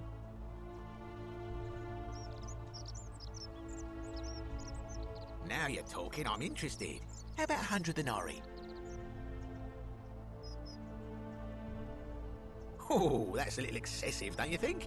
It's not the bow of Ulysses we're talking about. All right. But I'm going to need you to tell me before I pay up.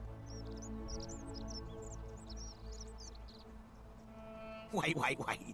Let's not be too hasty, friend. I just want a little assurance that I can trust you, that's all.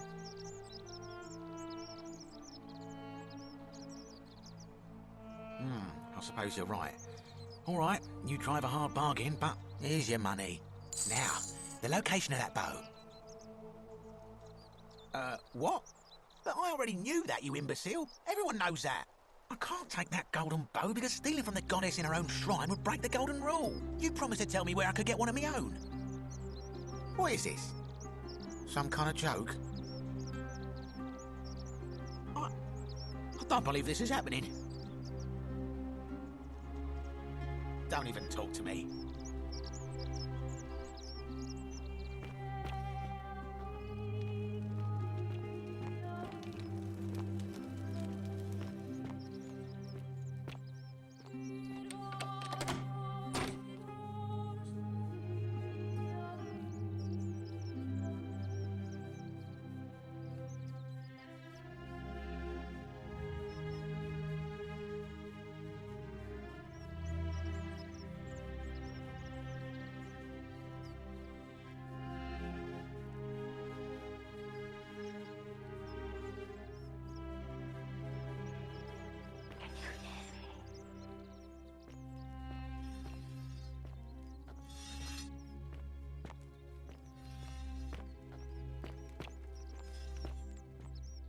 Whatever's in that great temple up there on the bluff, I bet it's worth a fortune.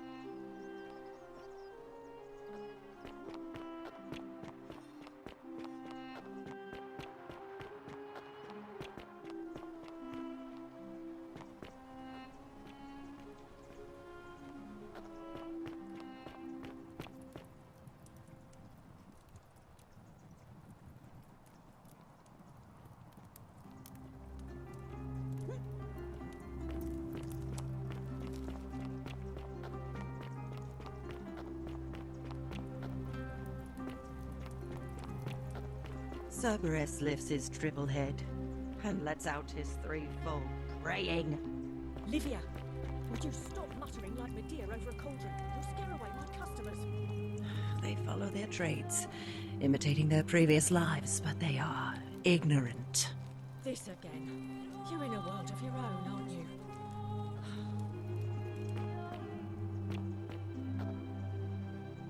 Oh, you're here.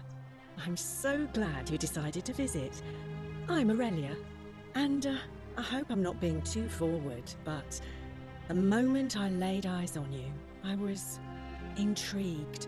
You're not like any Roman woman I've ever seen. Your skin is so beautiful, and your clothes are so exotic.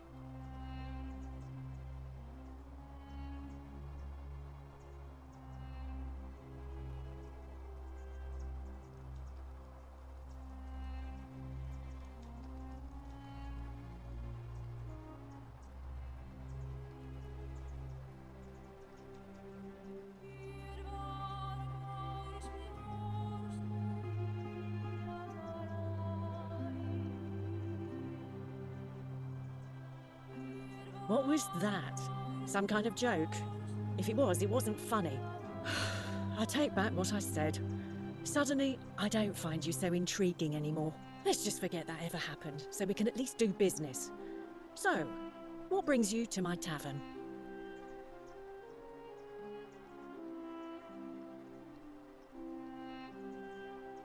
Certainly, for 10 denarii.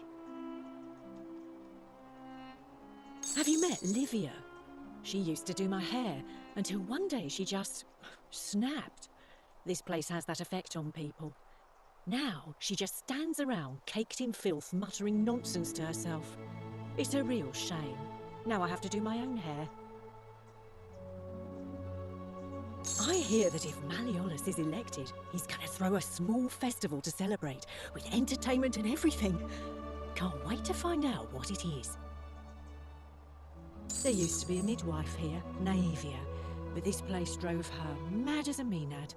Said she could hear the statues whispering to her. Can you imagine? Fortunately for us, she locked herself in the palace weeks ago and hasn't been seen since. Good riddance, I say. Scintilla, the magistrate's youngest daughter, went missing a few weeks ago, right out from under Daddy's nose. How can we trust him to govern a city if he can't even protect his own daughter? I heard Dacius has been offering a lot of money for a bow. Of course, Sentius banned all weapons in the city, so I can't help but wonder what he's up to.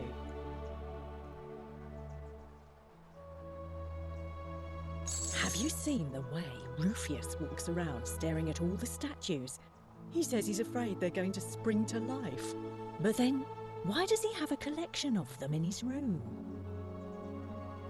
I hear Galerius has a thing for Equitia, but of course she's a Vestal priestess. If she sleeps with him, the magistrate will have to bury her alive. Why do silly boys always want what they can't have? I hear there are blasphemous cultists walking among us. You know, the ones that lit the fires last year? Some even say they have a secret shrine around here somewhere.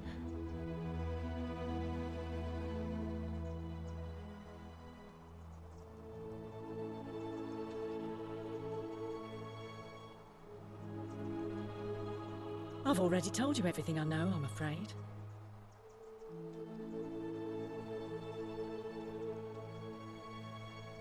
All right, see ya.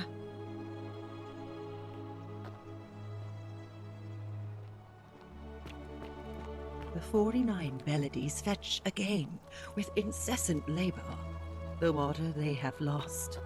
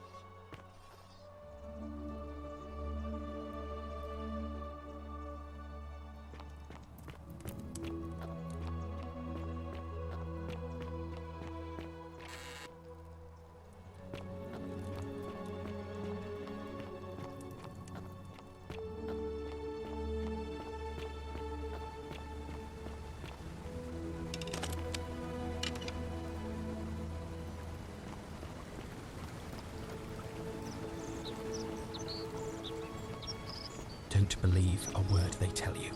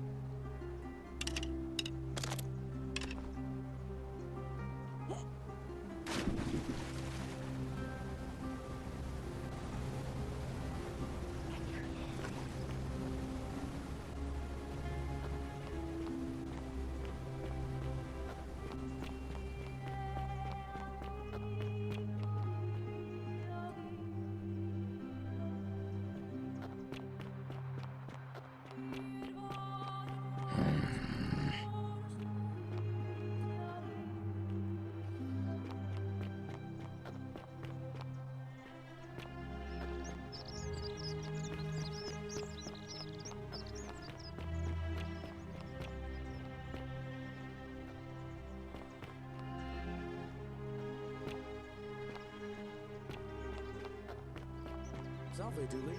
How are you doing today? I'm sad. Am I going to die? I don't think so, my friend. It's election day today. Perhaps our new magistrate will be kinder than Sentius and let you out. I hope so. Hilarious. What happens when you die? You're not going to die anytime soon, Dooley. My mother told me. When you die, very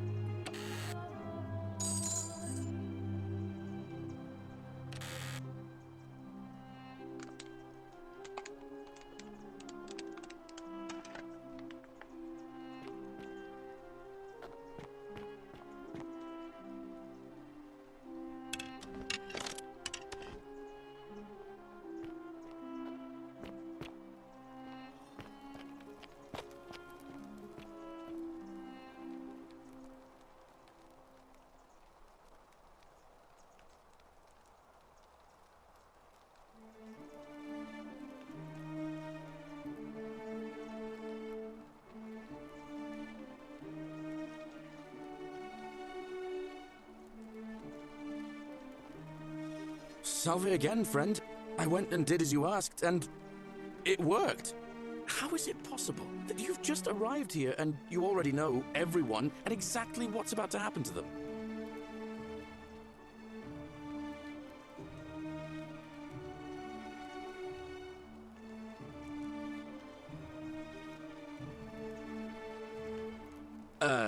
You're toying with me, right?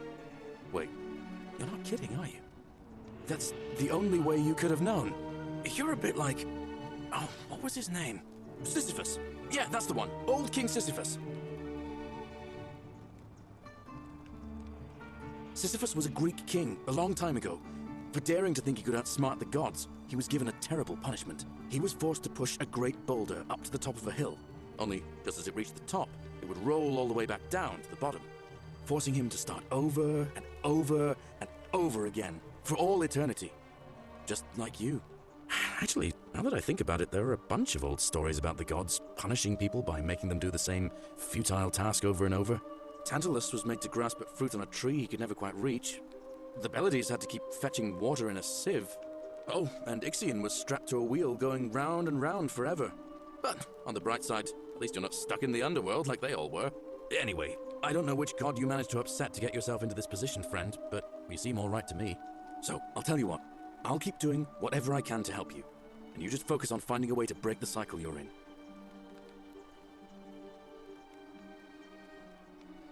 Anytime, friend. Now, I'm going to keep your secret. Although, it's not as if I'll remember this next time we talk anyway, right?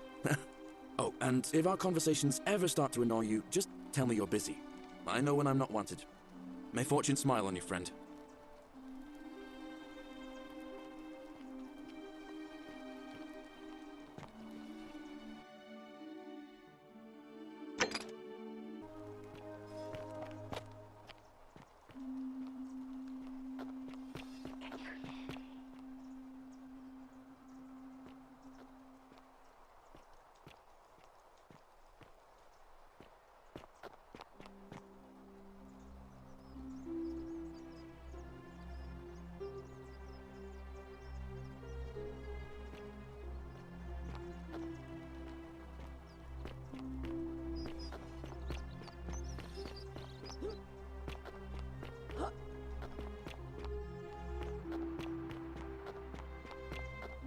Don't believe a word they tell you.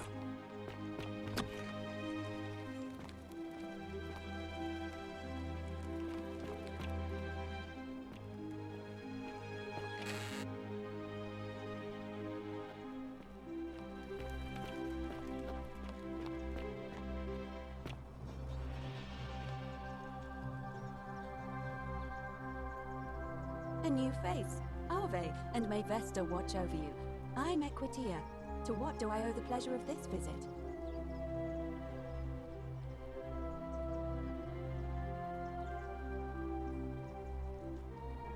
See you again soon, I hope.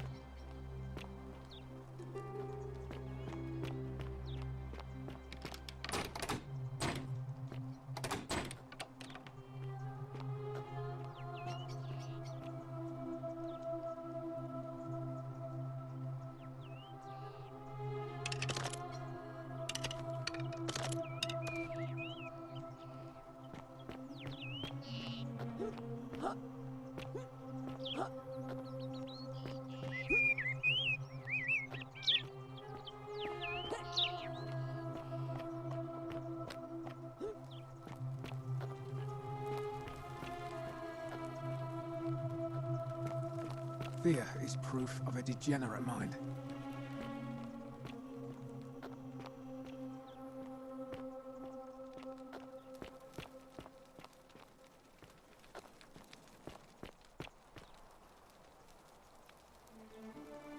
Ugh, I wish Horatius would stop letting barbarians in here. What do you want?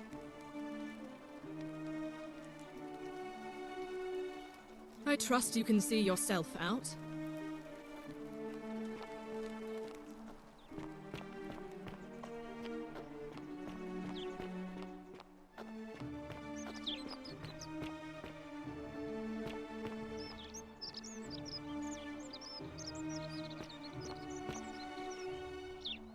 Citizen.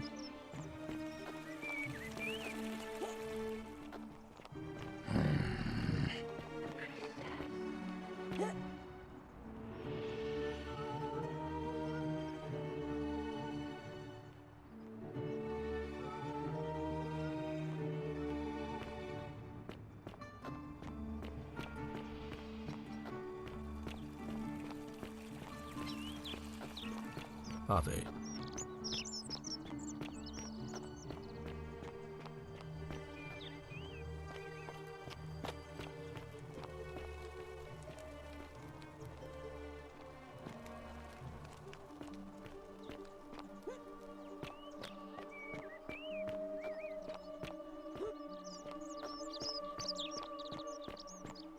Citizen.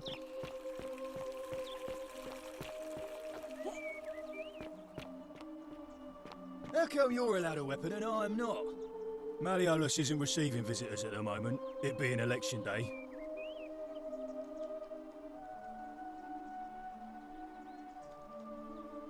Malleolus, of course. If old man Sentius can't even protect his own daughter, how can we trust him to protect us?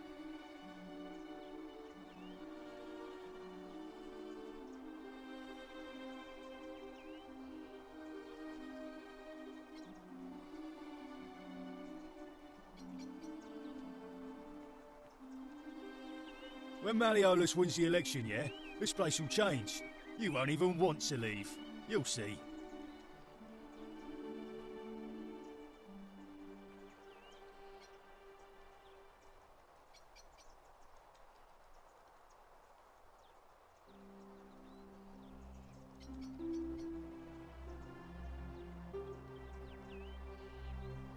He's not here. Dunno. The little Capet murder escaped earlier this morning, while I was taking Yulia to the clinic. He can't have gone far, but if you find him, tell him the punishment he gets for coming back on his own won't be as bad as if I have to go looking for him.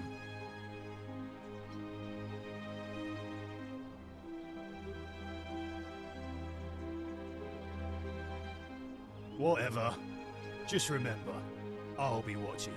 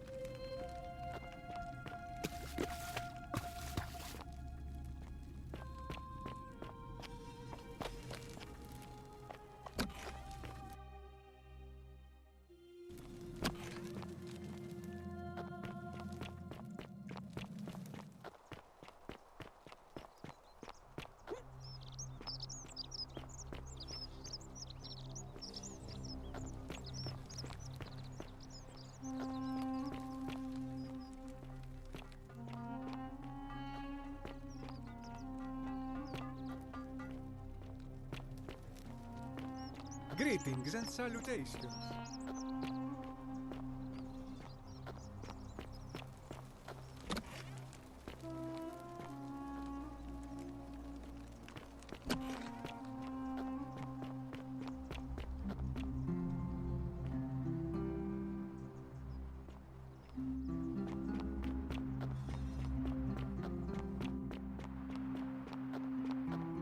Fortune smile on you, sister. Salve again, my Sisyphean friend. Now, what's on your mind?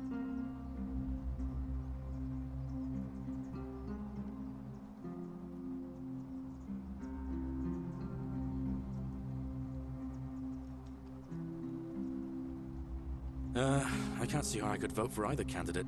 I don't like Sentius much, but Malleolus is almost as bad. Even I could do a better job. Me, a farmer. And I've never given a speech or put on a toga in my life. All right, friend. Hope you find a way to break that cycle you're in.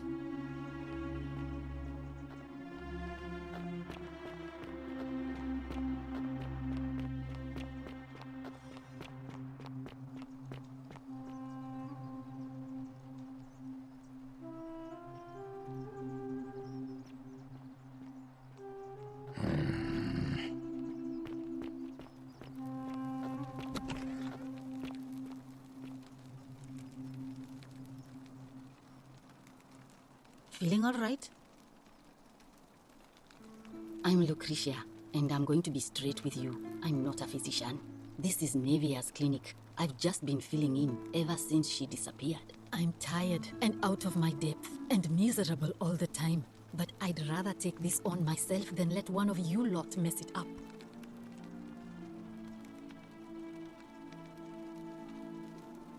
Well, she used to run the clinic. She was a midwife, not a physician, but she was the closest thing we had down here. And she was good too, until she suddenly lost all interest in us. One day she told me she'd made some profound discovery about the golden statues. This changes everything, she kept saying. But I had no idea what she was talking about. The last time I saw her, the last time any of us saw her, she was muttering to the statues, like she could talk to them. And then she shut herself in the palace, barred the door from the inside, and nobody's seen her since. She's been gone so long now, we figure she's either dead or up to something so strange that she doesn't want anyone else to know about it. But I really wish I could reach her, because that's the only hope I have of solving a troubling problem, a real thorn in the paw situation. One of my patients is suffering from terrible rheumatism. His joints are inflamed and he's in constant pain.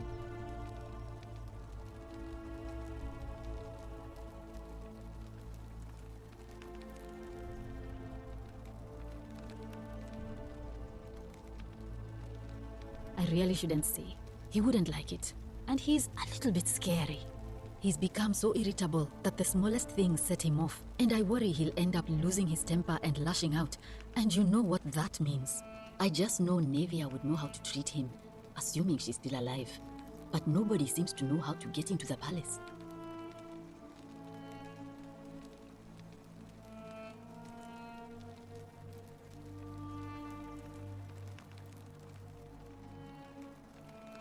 Really? That would be wonderful. Thank you. Let me know how you go.